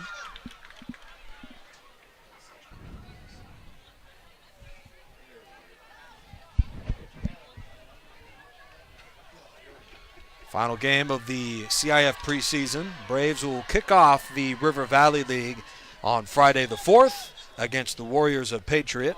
Granite Hills, 3-0 this season, will hope to make up that final preseason game on Friday the 25th of October. They'll begin the league season next week against the Titans of Grand Terrace. So as soon as they get that double tight, they're going to motion that tight end. There comes your power pitch. And he had plenty of room as Elaine races right through the hole, picks up 13 and a first down.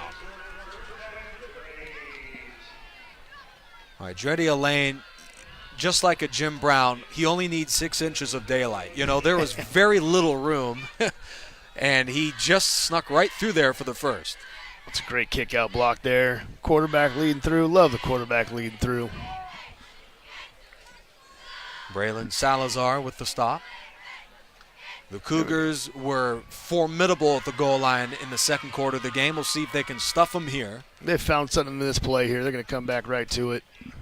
Same play, same side of the field, and credit to the Cougars. They were all over the run that play. Yeah, you have your Granite Hills you're fighting. The biggest concern would be some of the gashing run plays you've had here in the second half. You know, one of those turns into a big play. That's going to be dangerous moving forward here. And the guys that coupled on the tackle, number 23, Roberto Sanchez, number 11, Nehemiah Hankins. We've been calling those names all night. They have been busy against the run.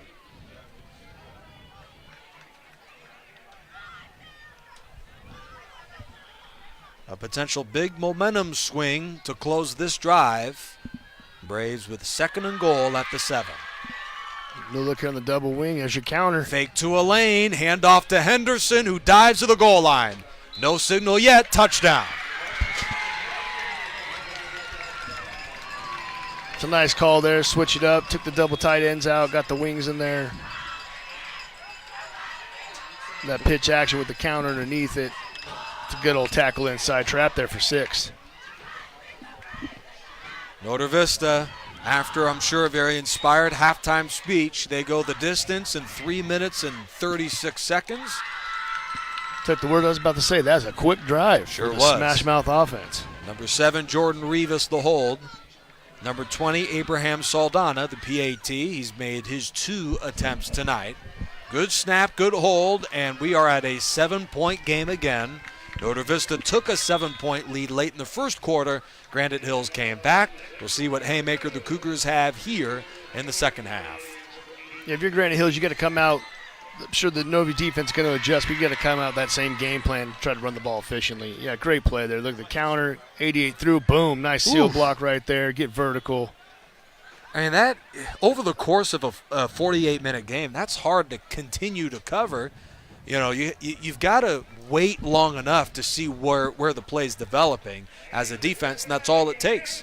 Yeah, that backfield action gets you a little confused with your eyes, gets you some bad angles there. But that would be the concern for Granite Hills right there in that drive. They didn't get gashed like that in the first half. They made Novi earn it. That was quick. That was hot knife through butter right there, a few of those big runs. And you know these coaches, at least to some degree, knew when they were scheduling their opponents for this year, okay, this is a run-first team, here's how they play it. I'm sure there was a reason why Novi scheduled Granite Hills and vice versa. Yeah, absolutely. You want to see different things. The recent onside kick. Onside. Heads-up play from Granite Hills. Picked up by number 13, Quincy Lockhart. All right, Granite Hills with great field position here. Come out and run your offense, see what happens. Nonetheless, for the Braves, I don't think they'll play a run-heavy offense like this the rest of the year. So this was a very interesting decision for them to schedule Granite Hills, and credit to them for coming down to Riverside to play this team. Let's see what Granite Hills opens up with here. The Cougars, for a majority of the half, looked like the better football team before the Braves snuck in a late first half score to tie it with Jaden Henderson. Low snap, they'll go ground to begin the half. Here's Long, who races past a good block at the 50 and is shoved out of the 40-yard line. A gain of a dozen before Bo Salazar shoved him out. Good opening play there. Get your back out in space. See what our adjustments are going to be here. A terrific job from the right side of that line, and even the receivers are buying in, Coach. Yeah, the receivers did a good job. Maybe got away with a little extra hold there, but maybe a little block. If it's not called, it's a great block. Not Salazar, shoved out by Abraham Saldana. Almost half the Brave defense was there to stuff the runner right at the 40. So, you know, by this stage of the game, Nova Vista comes out with a long touchdown. That really does change a bit of the math here. So the Cougars now, it seems by this stage, they've got to score almost every time the rest of the way. Yeah, absolutely. I mean, like I said, they're going in half. If you'd gotten 3 stops in the first half and now you're down 7, you would think that you'd be up here. But they got to definitely come out and match points. And that's a fumble, but it is recovered by the Cougars. Brody Reeves, heads-up play from one of the Cougars, number 10. Yeah, good bounce for the football for the Cougars. It could have been a turnover huge there, but it's 3rd and long right now. If you're Granite Hills, you just got to try to get half this back here and then see if you want to go for a 4th down. I'm not sure how good their kicker is or his distance. Number 3, Dave Iosefa, is slow to get off the field. Looked like he got rolled up on there for the scrum for the football there at the end. Well, if you're going to win a football game against this on the road, you may need a bounce or two. A literal bounce has saved the Cougar drive here.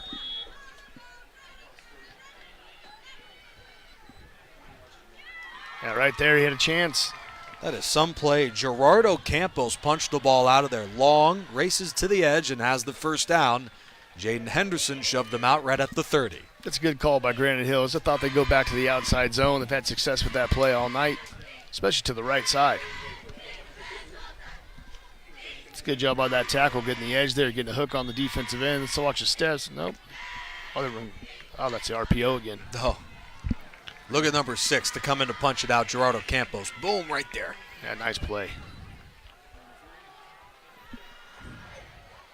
Well, Long had no chance on that play. That's a nice play right there. 5'10", 155-pound Sayani Long. Pulled down to the backfield. The tackle from Abel Chavez. Methodical drive. The Cougars mixing the inside run from the outside run. That's been about the common theme tonight. Now, their bell cow, Siani Long, has hobbled off the field. Yeah, it was an odd tackle there. Looked like he got rolled up on that leg a little bit, maybe the ankle. See how his backup does here. Stick with the ground game, maybe not go to the air because your backup backs in. Sanchez the block. The pass downfield is underthrown and intercepted. Taken away at the 25-yard line. And number 5, Julius Howes. Nice play by the Norte Vista defense. They tried to set up that fake RPO with the release down the field. Would like to see them continue with that outside zone. Trust the new running back. You've been running the ball efficiently. Kind of forced it there. First career interception from Julius Howes. And if you're the quarterback, Amir Sneed, you had a guy open downfield. That's one you're kicking yourself at. That could be a first down going this side of the field. Yeah, a little bit of pressure in his face. You can't leave that ball short and inside there. But try to run the RPO fake there. But now if you're Coach Gonzalez, you talked about getting those stops. Now you're behind on the stops there with the turnover. Here comes the ground and pound. We might not see a Norte Vista run the rest of the night. Not that we were going to see many anyways, or a Norte Vista pass. Yeah, at this point, 5 minutes left in this quarter. Norte Vista try to eat this whole thing up. If they score going in the fourth quarter, 2 scores up, it's going to be a tough mountain to climb for Granite Hills. They got to get a stop here. And, to me, this all stems back to Cougars out of the ball, 1:53 to go, your own 20-yard line. And granted, you didn't give up points on the interception, but that entire final sequence for the offense, I mean, that was one of those momentum swings. You had an opportunity to take the lead. You give up points on that possession. You let up the long drive to begin the half. A lot of football can be made in just a couple of minutes, and that was a huge drive and missed opportunity. Oh, there's your turnover. Bolander throws an interception. This one's a house call for Braylon Salazar. You in this football game, there's been about 5 momentum swings, and there's another. Touchdown, Granite Hills. I was just going to comment for your offense. If you were Granite Hills, your last 3 possessions were interception, take a knee, interception. Now your defense bails you out. You're in a tie ball game now. I know you're in a 3rd down and long, but I was saying I wouldn't throw the ball the rest of the night. I think you jinxed them. And to think when you were down, you ran the ball on a 3rd down, and then you throw it here. Interesting decision, and Bolander made a big mistake. Well, yeah, the out route's hard to throw there. It's got to be outside. It can't be late. It would be nice to see the receiver push that route a little bit deeper. It's kind of a little short route. DB never really got a backpedal. Was just sitting right on that thing. Made a great play. Took it to the house. Manuel Michel in for the extra point. Snap set, and the kick is drifting and is good just inside of that left upright. 5:07 to go in the 3rd, 21-21. Far cry from the game we have in Riverside on our doubleheader. Ramona 7, Pauley 3. You see that ball's inside. Receiver never really pushed the route to get that DB to backpedal, but great job by number 6. Sitting on the route, reading the DB or the receiver's eyes and breaking on the break. Touchdown. Pauley in the 4th quarter leads Ramona 10-7. Under 9 minutes left. Wow. Regulation over at Ram High. Jerron Gilbert leading the way for the Pauley program, and Ken Mushinski, a longtime veteran coach at Ramona.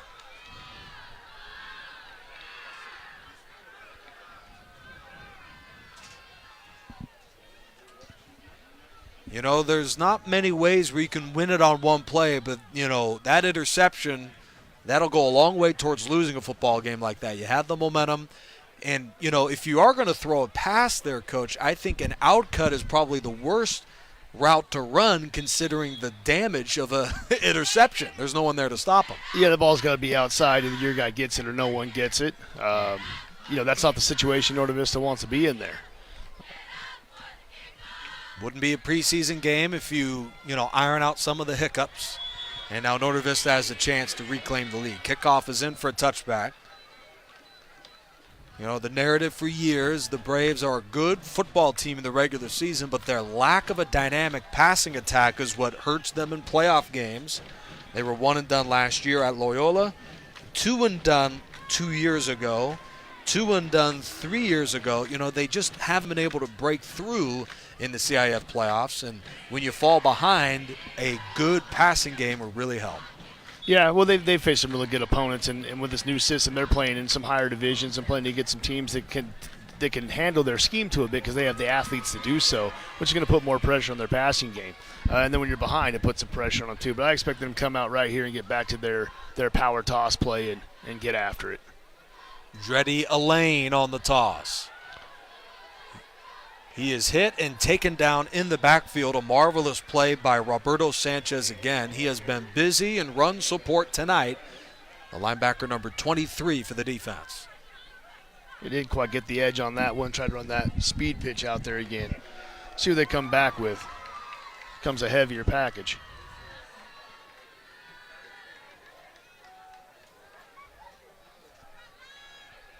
Getting a score update from John Rice. 21-0 San Jacinto over the Cowboys of Cajon. That game going into the fourth quarter. 21 all, Granite Hills and Noda Vista. Glad you're with us. Nick Rice, Chuck Chastain, longtime coach in the CIF at Norco.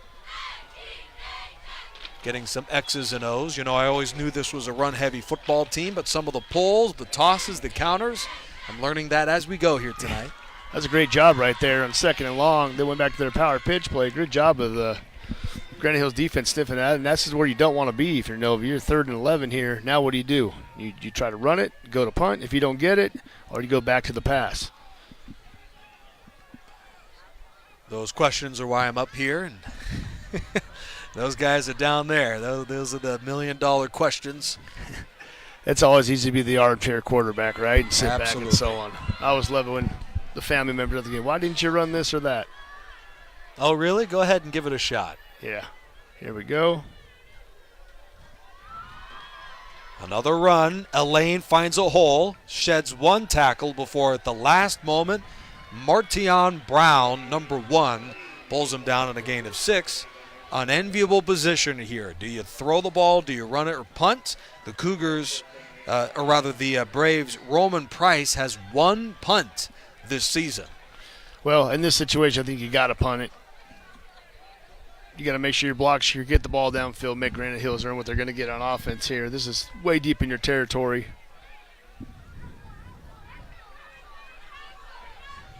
That one punt went for 45 yards out of senior 6'3", 195-pound Roman Price. He takes the snap and sends away a good one downfield. He'll run up for it to the 48-yard line. Braden Salazar, a good return as he dances to the 38.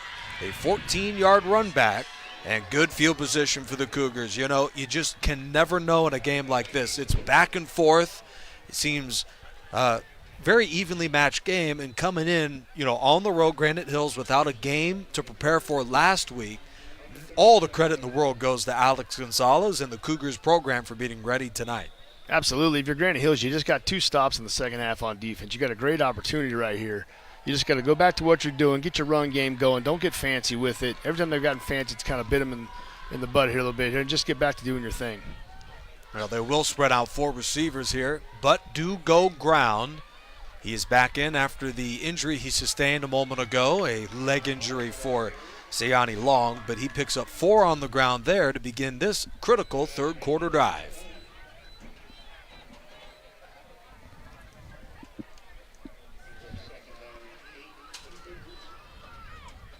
Sayani Long goes into the game averaging 7.7 yards a carry this season. Similar average tonight. Hard-earned runs from Long, but this time stuffed by the defense. A gain of 1 on the play, taken down by number 92, Joe Chacon. About 3rd and 6 here. Let's see if they go back to that outside zone to the right side. They've had a lot of success with. They've had the inside zone the last couple plays here. I'm not sure if you want to put the ball in the air unless you got a guaranteed play you want to run. Well, this is 4-down territory. Absolutely. Just like the Braves, the Cougars have had a mixed match of special teams kicking this year. Off the play fake, Seed is buried by Chacon and about 3 other Braves. Terrific defense after the punt. I think you go for it nonetheless, but a great 3rd down stop from the Braves. Yes, interesting call here for the Cougars. You go for it, and you get it, you look like a hero, but you're 4th and behind the sticks here. If you don't, you give the Braves a great field position to kind of bail them out when they've been kind of sputtering right here.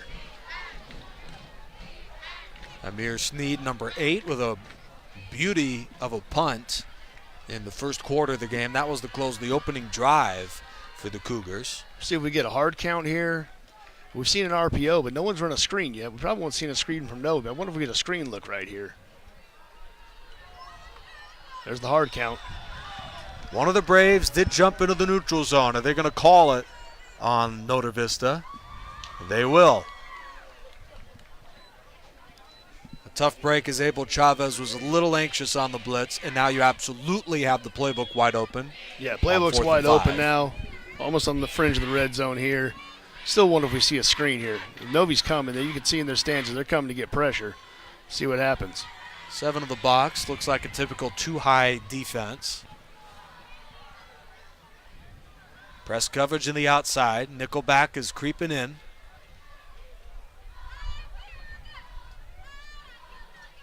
Big play here. Cougars trying to snatch some late third quarter points. This is what should be the final play of the third if they run it. Looks like they will not. As we head to the fourth quarter of this one, tied at 21. We've got a good one, Coach, 21 all. And Granite Hills faces 4th and 5 when we begin the fourth. Yeah, if you're Novi, 21-21 at home, you probably didn't think this is where you would be. But this is what builds, overcoming adversity. It's build character in your football team here. And if you're Granite Hills, you couldn't ask for anything more right now. You get the ball here in a big 4th down. You're tied up. On the road, your kids are fighting. Also a big character builder for your program. Updates around the league. 5:17 to go in the ball game. Ramona's jumped in front 13-10 over Poly.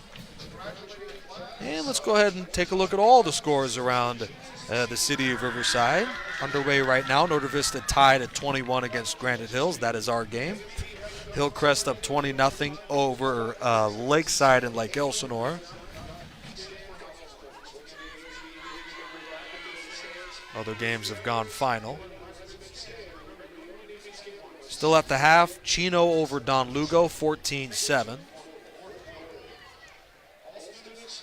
And San Jacinto leads 21-8 over the Cowboys of Cajon. And into the fourth quarter, the Yellow Jackets of Colton lead Rim of the World, 28-21. Those are just a few of the scores from around the city of Riverside. 21-21, a good football game back and forth. Start of the fourth quarter from Zacherb Stadium in Riverside. And one of the biggest plays of the day is right here, 4th and 5. Yeah, absolutely. This is a big momentum changer for this game. If you're Novi, your defense bails you out, gives you an opportunity. If you're Granite Hills on the road, you get this huge momentum deal. First down make of the 27. They'll fake the jet sweep. Here goes the quarterback, Amir Sneed, who has nowhere to go. Big 4th down stand from Abraham Saldana and the Brave defense. Yeah, good job by the Novi defense making the tackle. Tried to run the fly sweep read with the quarterback there and the power read in the back door. Maybe he had a chance if he tried to get vertical, tried to go lateral. Good close out by the defender. Change of possession on downs. Let's see what the Braves come up with. Number 20, Abraham Saldana, 17 tackles, a pick, and 2 deflections this season. Start of the fourth, not the third. Glad you're with us on Riverside TV. Nick Rice, Chuck Chastain from Zacherb Stadium in Riverside. Notre Vista, their bread and butter. Nearly 300 run yards a game for this offense. But it seems the Cougars, the narrative I felt going into this game as that play gains 1 was that over the course of 48 minutes, the defense is going to tire out for Granite Hills, not just because they run the ball, but because they have very few players to sub in. Yeah, I believe that was 11 on the tackle again. That was a great job on the backside if that was him again. We'll see if we get a replay on that. But nonetheless, it almost feels like they are more healthy than more fatigued by this stage of the game. Yeah, they're playing with confidence right now. They're flying around making plays.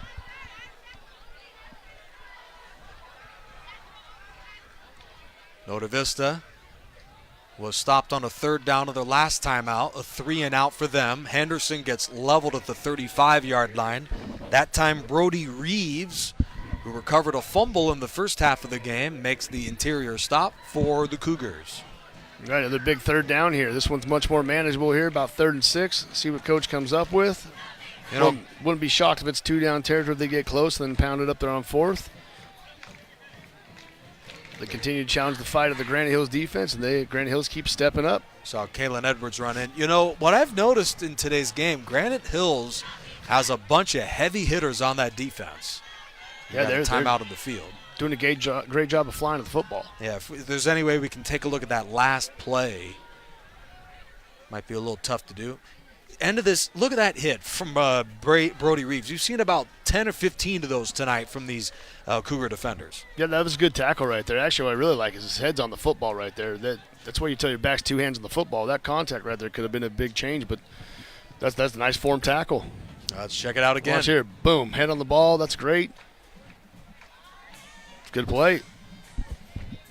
I like all the pile of bodies, the carnage on the field back there. The carnage. The carnage of the That's offense. a coach's dream right there, to have 11 guys that, I'll sacrifice my body for a big hit. Absolutely. It takes 11 guys to sacrifice to do it. All right, big 3rd down. I'd like to see some trickery out of the offense, but I'm pretty sure. Let's see, is 88 out there? Yeah, he sure is, Ryan Rodriguez. He is the tight end of the offense's right. I'm going to say they're going to motion him again and run that power pitch to our side, I'm pretty sure. See if we get a good down block and kick out. That's been their bread and butter all night. Let's see if it comes. It is a 2 tight end package right now, and there he is. 3rd and 5. There toss. And plenty of room for Dreddy Elaine. Hard to believe he only gained 6 on the play. Number 6 with the tackle, Braylon Salazar. That's been their bread and butter all night. Works again with the motion. They're getting a good seal on the edge. Good kick out blocks. He was ankle tackle away there from going to the house. Yeah, the tackling on this team is something to watch. Look at this. Dreddy Elaine, typically he'll make the first man miss. Now the blocking is fantastic, but here's Salazar. And the fullback, number 4. Look at this form tackle right here. Yeah, it's the old Gator roll there. Nice job of holding on. Here it comes again. Back to the ground. And yet another white run that only gains a couple. Quincy Lockhart, number 13, one of the first defenders there. And there's number 11 again, Nemaya Hankins. Yeah, 11 might have got away with one right there, but good physical play. These are the moments of a ball game that help you win a league championship, like Ken Battendorf has done in so many years. Late in the 4th quarter, you got the ball like a 4-minute drill. Chew up some clock and try and set up usually a field goal kicker, but they don't really have one of those right now that can kick a long one. Comes the motion again. Let's see if it's a counter this time. Yep, counter. Counter to Jaden Henderson. It seems they've always been about 1 away from a big play. That is a good run and a 1st down, gain of 12. Lockhart the stop. Good hard run. Way to break the arm tackle. Had a defender there, made a miss. That's what a back's job is. You always tell your running backs, we're going to block 10 for sure, but it's 11 on 11. You got to make one guy miss, and on that play, he did it for the 1st down.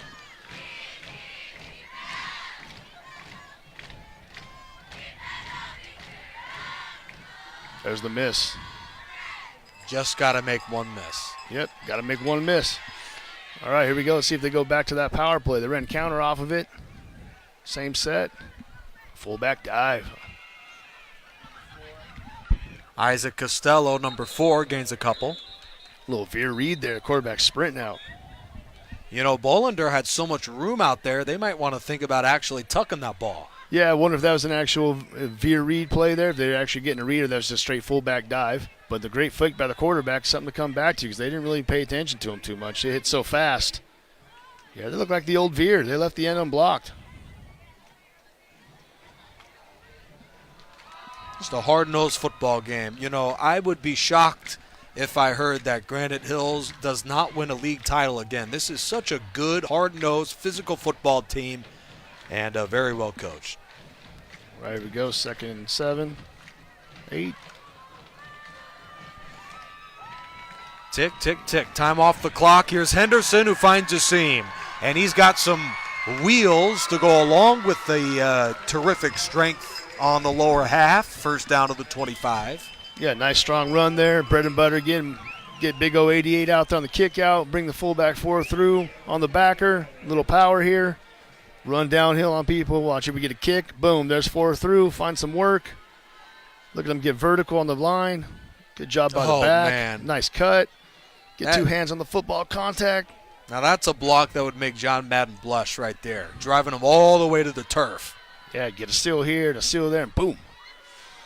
And there's the alley, coach, outside of the 20 and shoved out of bounds of the 15. The tackle from Salazar, and, 48 minutes in, I'm shocked it took this long, but now you can see it. This defense is tired. Yeah, I just took the words out of my mouth. In this particular drive, you see the last couple plays that they're gassed. It's taking a toll on them a little bit. The linemen are getting up slower. The backs are hitting it faster. You see their hands on their hips a little bit, but still plenty of time in this game for Granite Hills. I mean, a lot of these guys defensively for the Cougars have played 2-3 dozen more plays than Notre Vista, considering they're all 3 phases. Yeah, they got a bunch of two-way guys, but hey, Granite Hills is playing tough tonight. You got to give hats off to that. Let's see what we get here. It might be another counter. Let's see.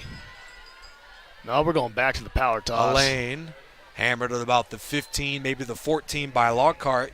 This is one of those situations where if you're Granite Hills, you get them into a 3rd or 4th down. I would be interested if you want to call a timeout if you're the head coach to get your guys fresh.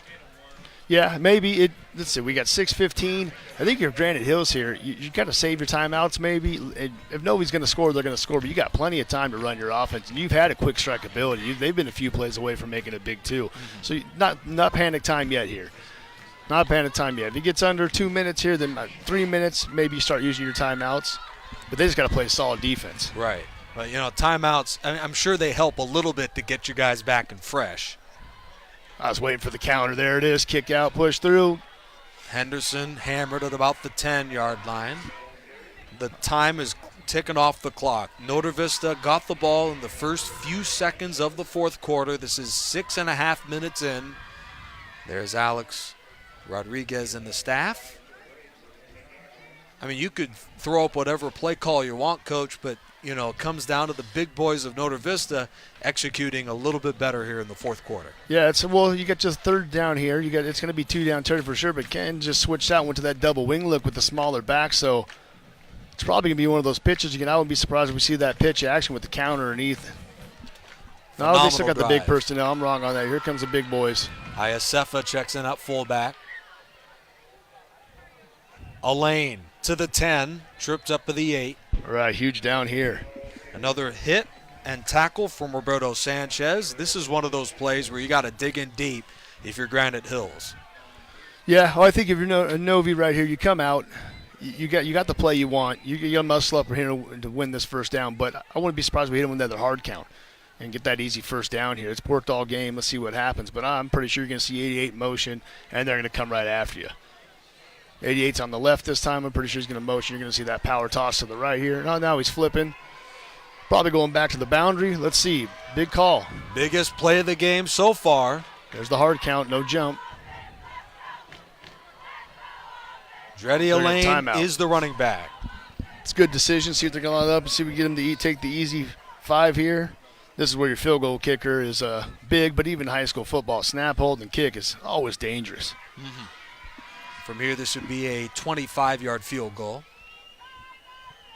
What a performance. Notre Vista playing keep away. Nearly 8 minutes of clock off in the 4th quarter. Notre Vista, the lone team to touch it since the first few seconds, and they have just run about 3 or 4 plays. A bit of a boring drive if you're a play caller, but it's been working for them.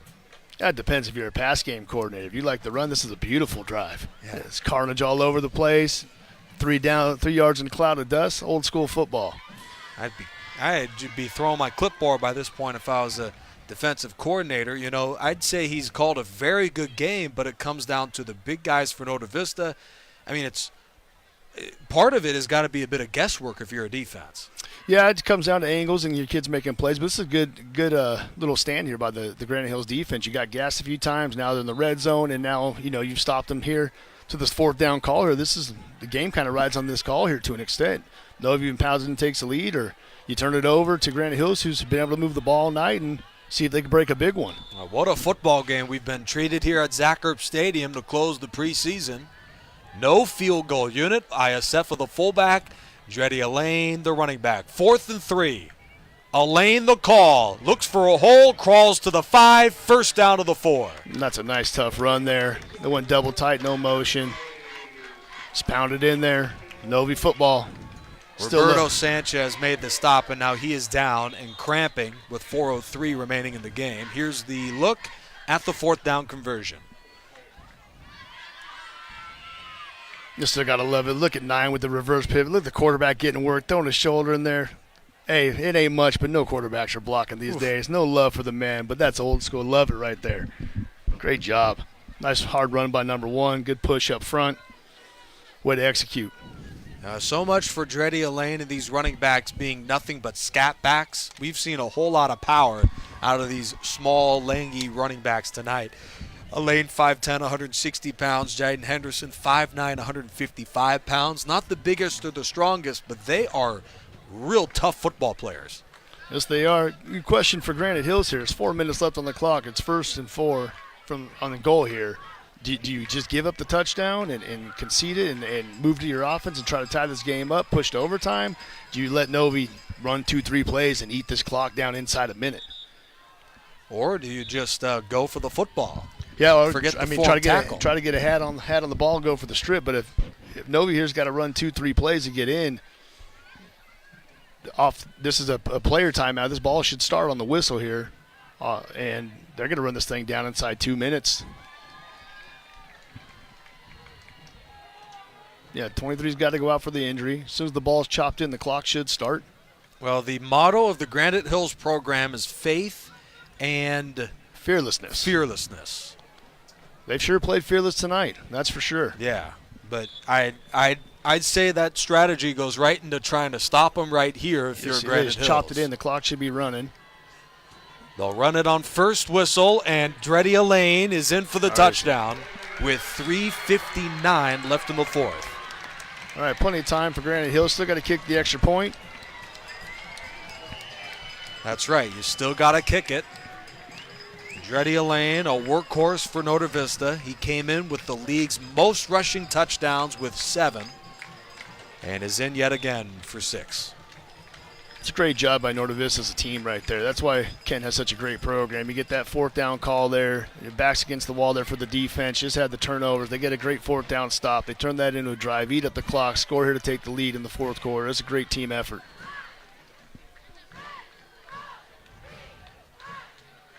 Saldana the PAT, and that kick is good.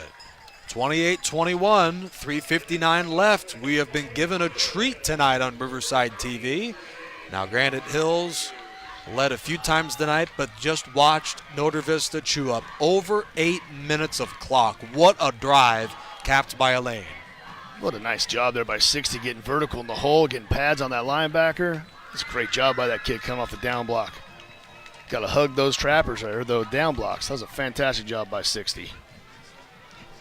Giovanni Velasco. As mentioned, going in, Ken Battendorf, 31 years as head coach of Norte Vista. He believes his best offensive line is this one right here. In fact, his best offense might be this one, even though ironically, they have a good passing game. They have a good quarterback and a couple of promising receivers. But after the interception, I think Ken Battendorf thought, that's it for throwing the ball. That's it for getting fancy. Let's go ahead and pound it and win the game with Elaine and the running back. And we have a couple of good running backs, too.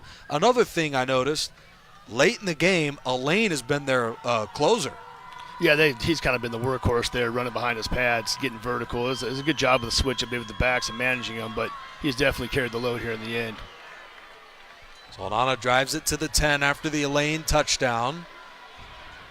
A good return from Braylon Salazar, tripped up by Butler with 3:52 to go. And I find it hard to believe, even with plenty of time left, that the Cougars can force overtime if they don't score on this drive. Yeah, they have to score on this drive. Norte Vista can eat the clock, but what they got to do is just stay balanced what they were doing earlier. Run the football. Don't force it down the field. Both teams that had trouble throwing the ball vertically. Just run your offense. You got plenty of time. In Norte Vista, you got to tackle solidly, keep them in bounds, let the clock run, and just play football here. Nothing fancy. If you're Granite Hills, I think you come out and go back to that outside zone play. You've had great success with it. I don't know why you'd go away from it right now.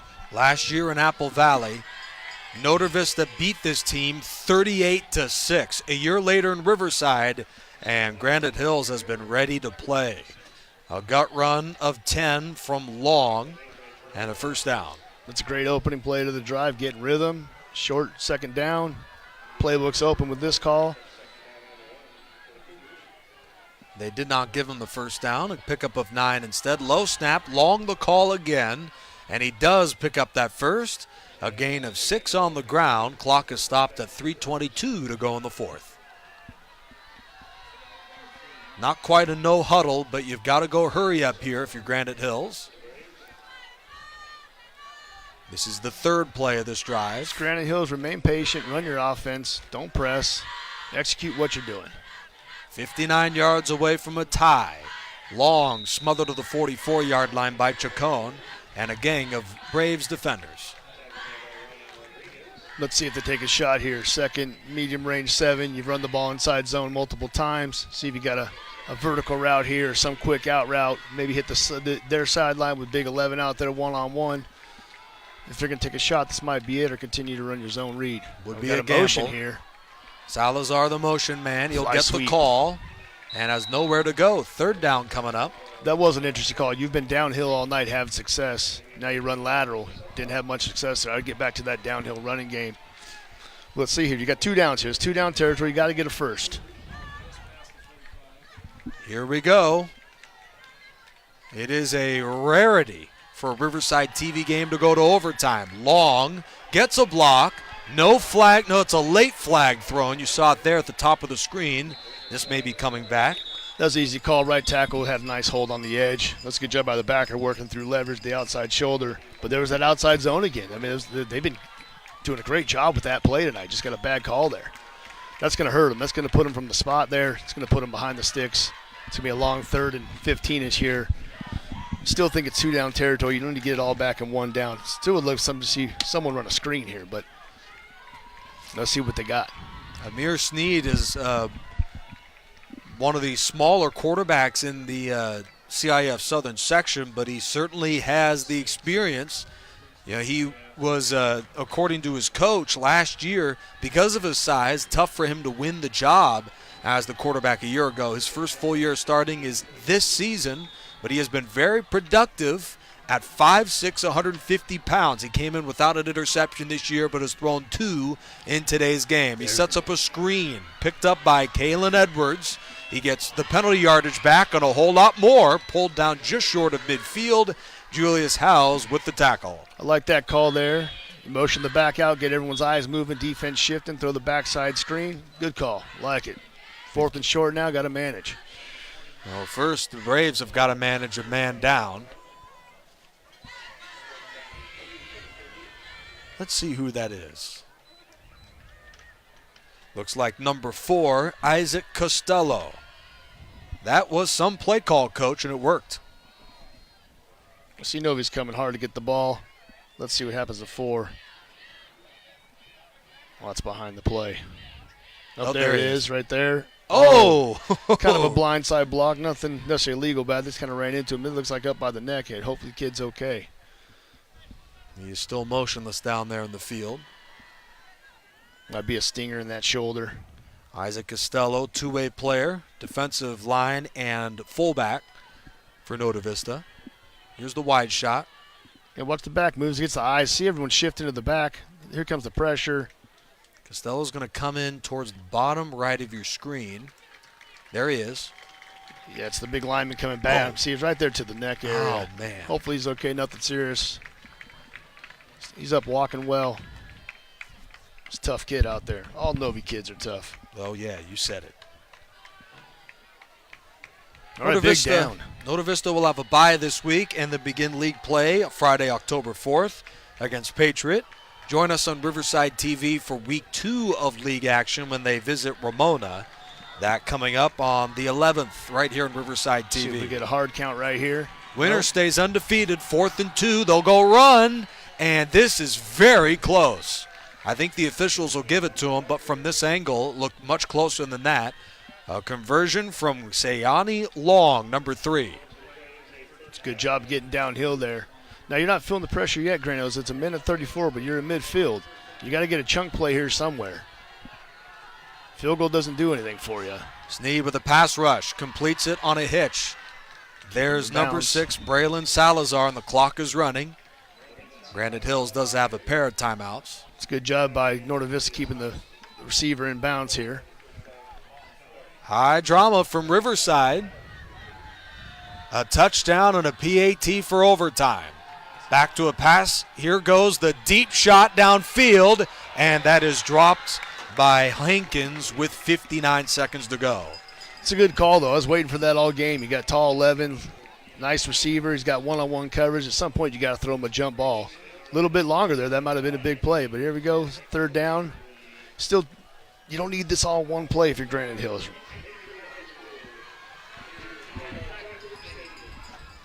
Hankins, Reeves, and Edwards, the receivers, on 3rd down. They'll go run, and Long will give him a chance to stop the clock with not just a first down. He goes all the way. That is a 39-yard Granite Hills touchdown.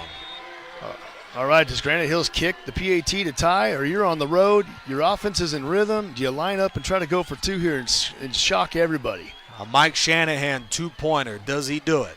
I would. I got the track record to prove it. I'm not taking my all offense right, off the Coach, field right I now. love it. You did also have the horses to pull it off. Yeah, they've been running the ball effectively here. Some of the best quarterbacks in the area. We had a few good ones. A couple of them still playing out there. But high school kickers, Coach, man, you never know what you're going to get. Oh, no. I think you may have planted a seed. 28-27. What a football game. We've got a 2-point conversion with under a minute left. They're probably going to go right back to that inside zone, 2-way read. There it is. The run from Long. This for the lead. He's at the goal line, and no, he did not get in. Notre Vista has held on a 2-pointer with 50 seconds to go. That's a great effort. If you're Novi right now, you get your special teams together. They've been faking that onside kick all night. Onside kick's coming right here, so you bet every guy's ready to go. Granite Hills does have all their timeouts, so if they recover, does Notre Vista, they would have to send it back to Granite Hills if they do not pick up a first down. Here's a look at the run, however, to make this a 1-point game. Great job by that running back. Looking pretty out there, running the ball high and tight up on the shoulder. Nice burst. It's a good drive by Granite Hills. They didn't press there. They ran their offense, executed what they needed to, never got fancy. There's a look at the 2-pointer. Go for it all day. It's a great effort by both sides of the ball. We may never know if he actually got in. The refs have called a pretty good game tonight. And it looks like he is short anyways, but we don't have the exact angles, so it's tough to guarantee it.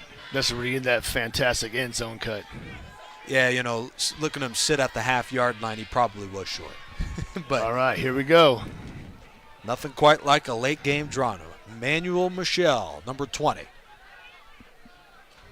you're the kicker right here, it's just like the water boy where you try to find the guy shaking, you kick it at him.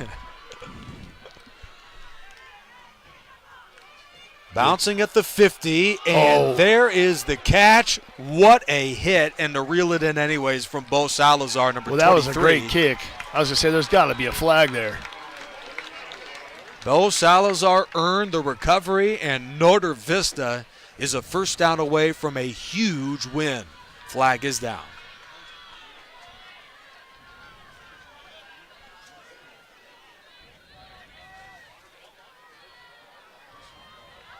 You know, what's interesting, Coach, is the guy who hit him was actually a bit offsides. You could flag him twice, Roberto Sanchez. Yeah, that's a dangerous play right there. Great recovery by Norte Vista. Shows you how tough these kids are for Norte Vista. Yeah, got up with the ball, walked off the field. One first down away from 5-0 in the preseason, and it took a stop on a 2-pointer to do it. 28-27, Novi. Yeah, if you're Novi, you don't even need to run a play here. They just take a knee, let them burn all 3 timeouts. You're still going to be fine. Quarterback can back up here. Maybe run one play, but we want to have ball security. Yes, they look like they're in victory formation. I think the quarterback's just going to step back and take a knee. There you go.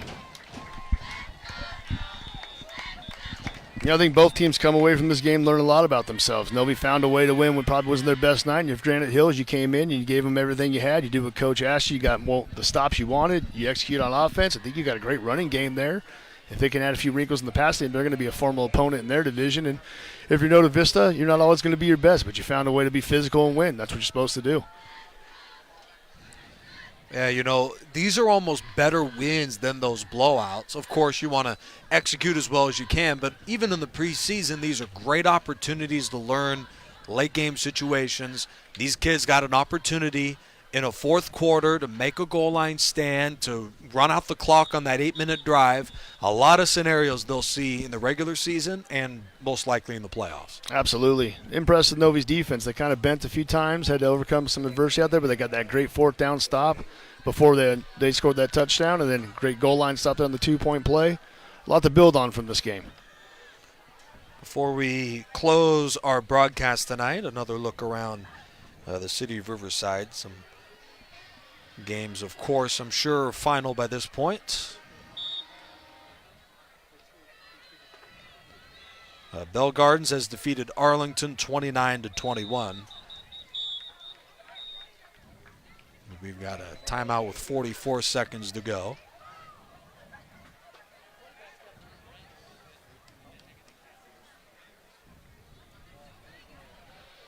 Hillcrest over Lakeside 30-0. That game late in the fourth quarter. And that is it for updates as of now.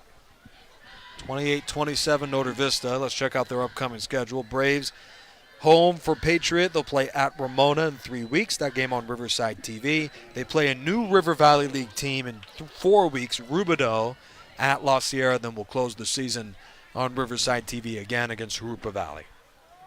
Meanwhile, for Granite Hills, at Grand Terrace next week, Thursdays against Silverado and Adelano, at Victor Valley, a bye, but they may reschedule the game they lost last week. Then home for Barstow to close the regular season. Take a knee. Take a knee. And he finally does. That's the one there at the end. You get scared when your flag. quarterback's hopping around. You're getting popped there at the end. I wonder what a flag is here. I think you got one maybe contact on the quarterback, something in the box. Might be offsetting fouls here to end the game. Yeah, offsetting.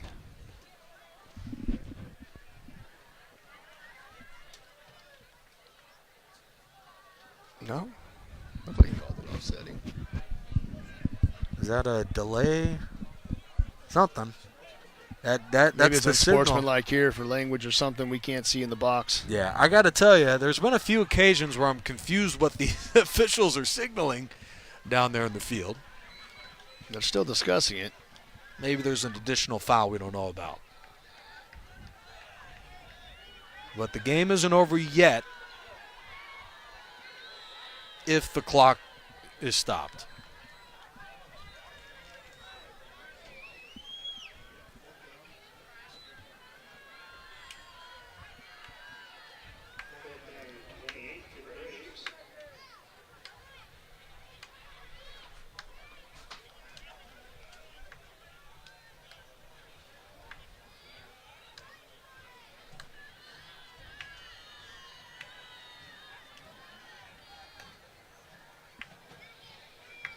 You know, obviously, Monday morning quarterback, you can look at this game and think going for the PAT kick and the tie would have guaranteed an opportunity for overtime. Yeah. Or at least, an opportunity to stop them with a minute to go.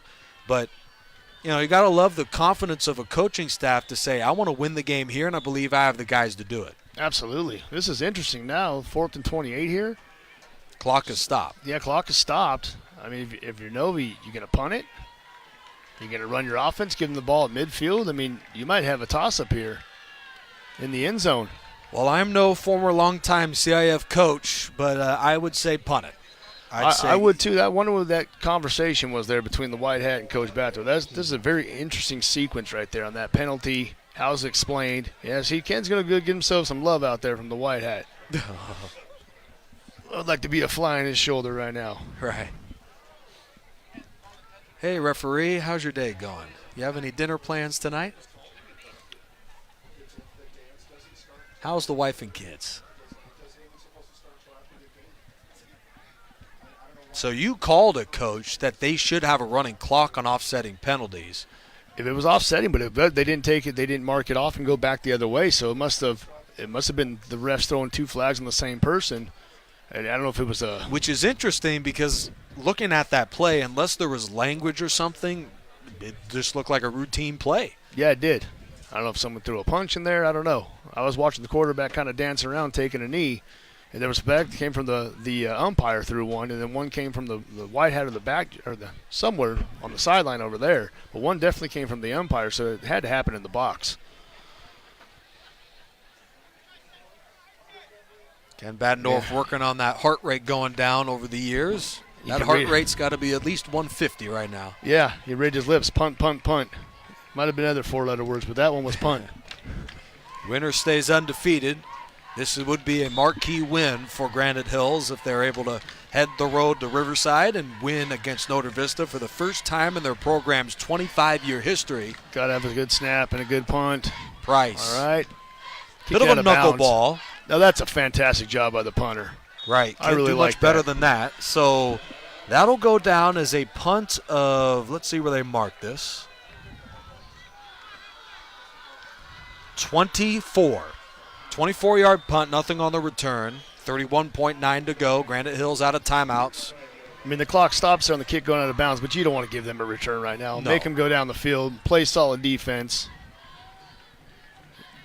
You know, Granite Hills has ran the ball success. I don't think you can run it here now. It's going to put the pressure on the QB to make a play. Nothing over the top. Keep everything in front of you. Tackle in bounds, game's over. Unless they got that crazy lateral. Yeah. Is the band going to be on the field tonight? Yeah. Nope, but maybe the student section, which has been hanging onto the fence for about a half an hour here. You got 3 safeties there. Get back.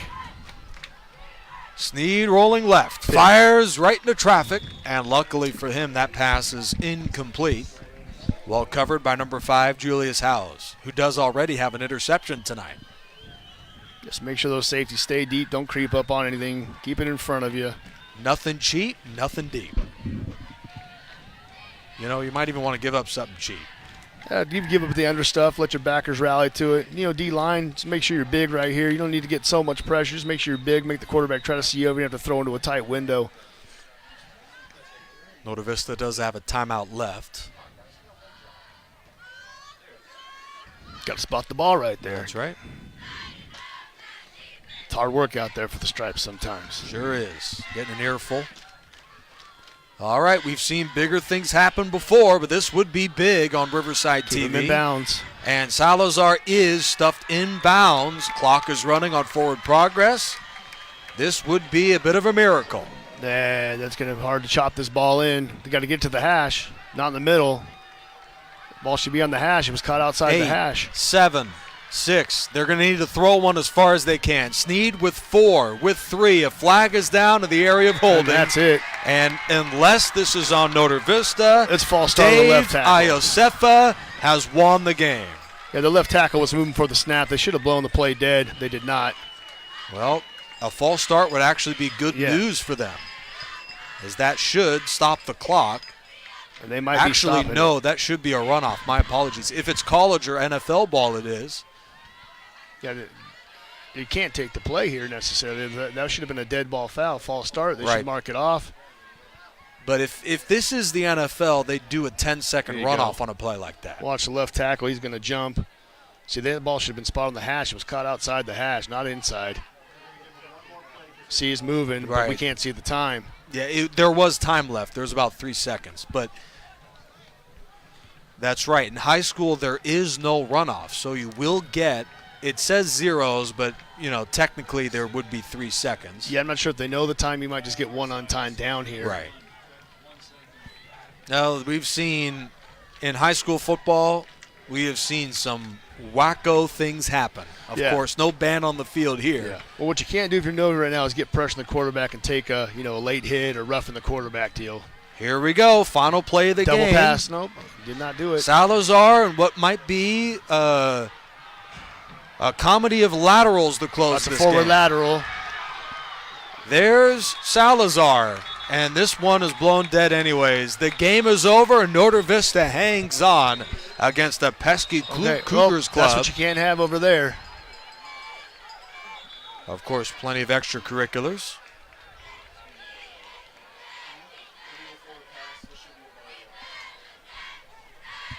Yeah, the flag on the field should be a forward lateral, legal forward pass.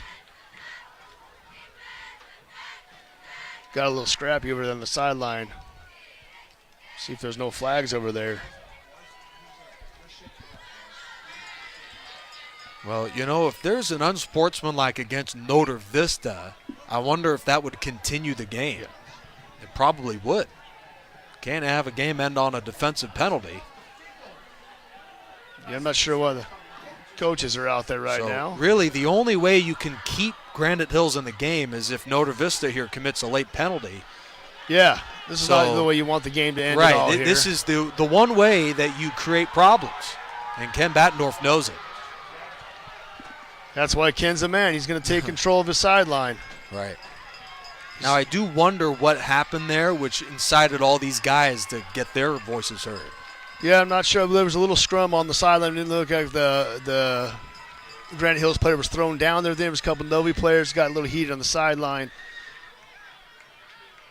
Let's see if we can clean this up here. Have a nice handshake at the game. Both teams played really hard tonight. It was an exciting football game. Fact, players are heading for the exits. This is it. Norter Vista has come away with a gut-wrenching, a absolute heart-pounding 28-27 win. 5-0 for Norter Vista, and they earned every point tonight.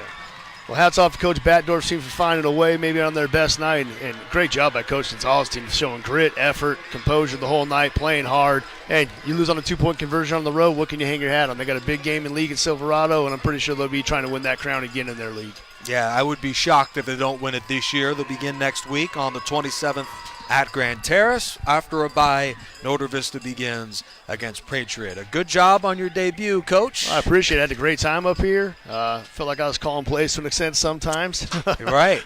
And educating us some other times. We learned a couple things Hopefully tonight. some people learned something, but fantastic game by both teams. I appreciate being here and I do it again. I do like to hand game balls at the end of every game, and to me, Dreddy Lane, there's 3 good running backs Norter Vista has, but it was number 1. In the fourth quarter, they needed first downs. Dreddy Lane did it. Oh, yeah, he was impressive tonight. He was real impressive, but, you got to remember his O-line up there, too. I was really impressed by the tight end's physicality and how he blocked. But, yeah, when it came to crunch time, Elaine carried him all the way. And I like the scrappiness of the defense in Norter Vista. Yeah, Nehemiah Hankins, number 11, Roberto Sanchez, 23. Those two were terrific. Braves improved to 5-0 with a win tonight, 28-27 over Granite Hills. Make sure to join us for additional Riverside TV coverage. That is it for a doubleheader today. Let's see. That's it until we have nothing until Riverside TV next week. Join Gazal and Jeff. Riverside will play Palomar at home on the 28th. Until then, for the rest of our outstanding crew, Chuck Chastain to my right, I'm Nick Rice. So long tonight from Zach Erb Stadium. Braves closed the preseason with a thrilling win over the Cougars, 28-27. This is high school football on Riverside TV.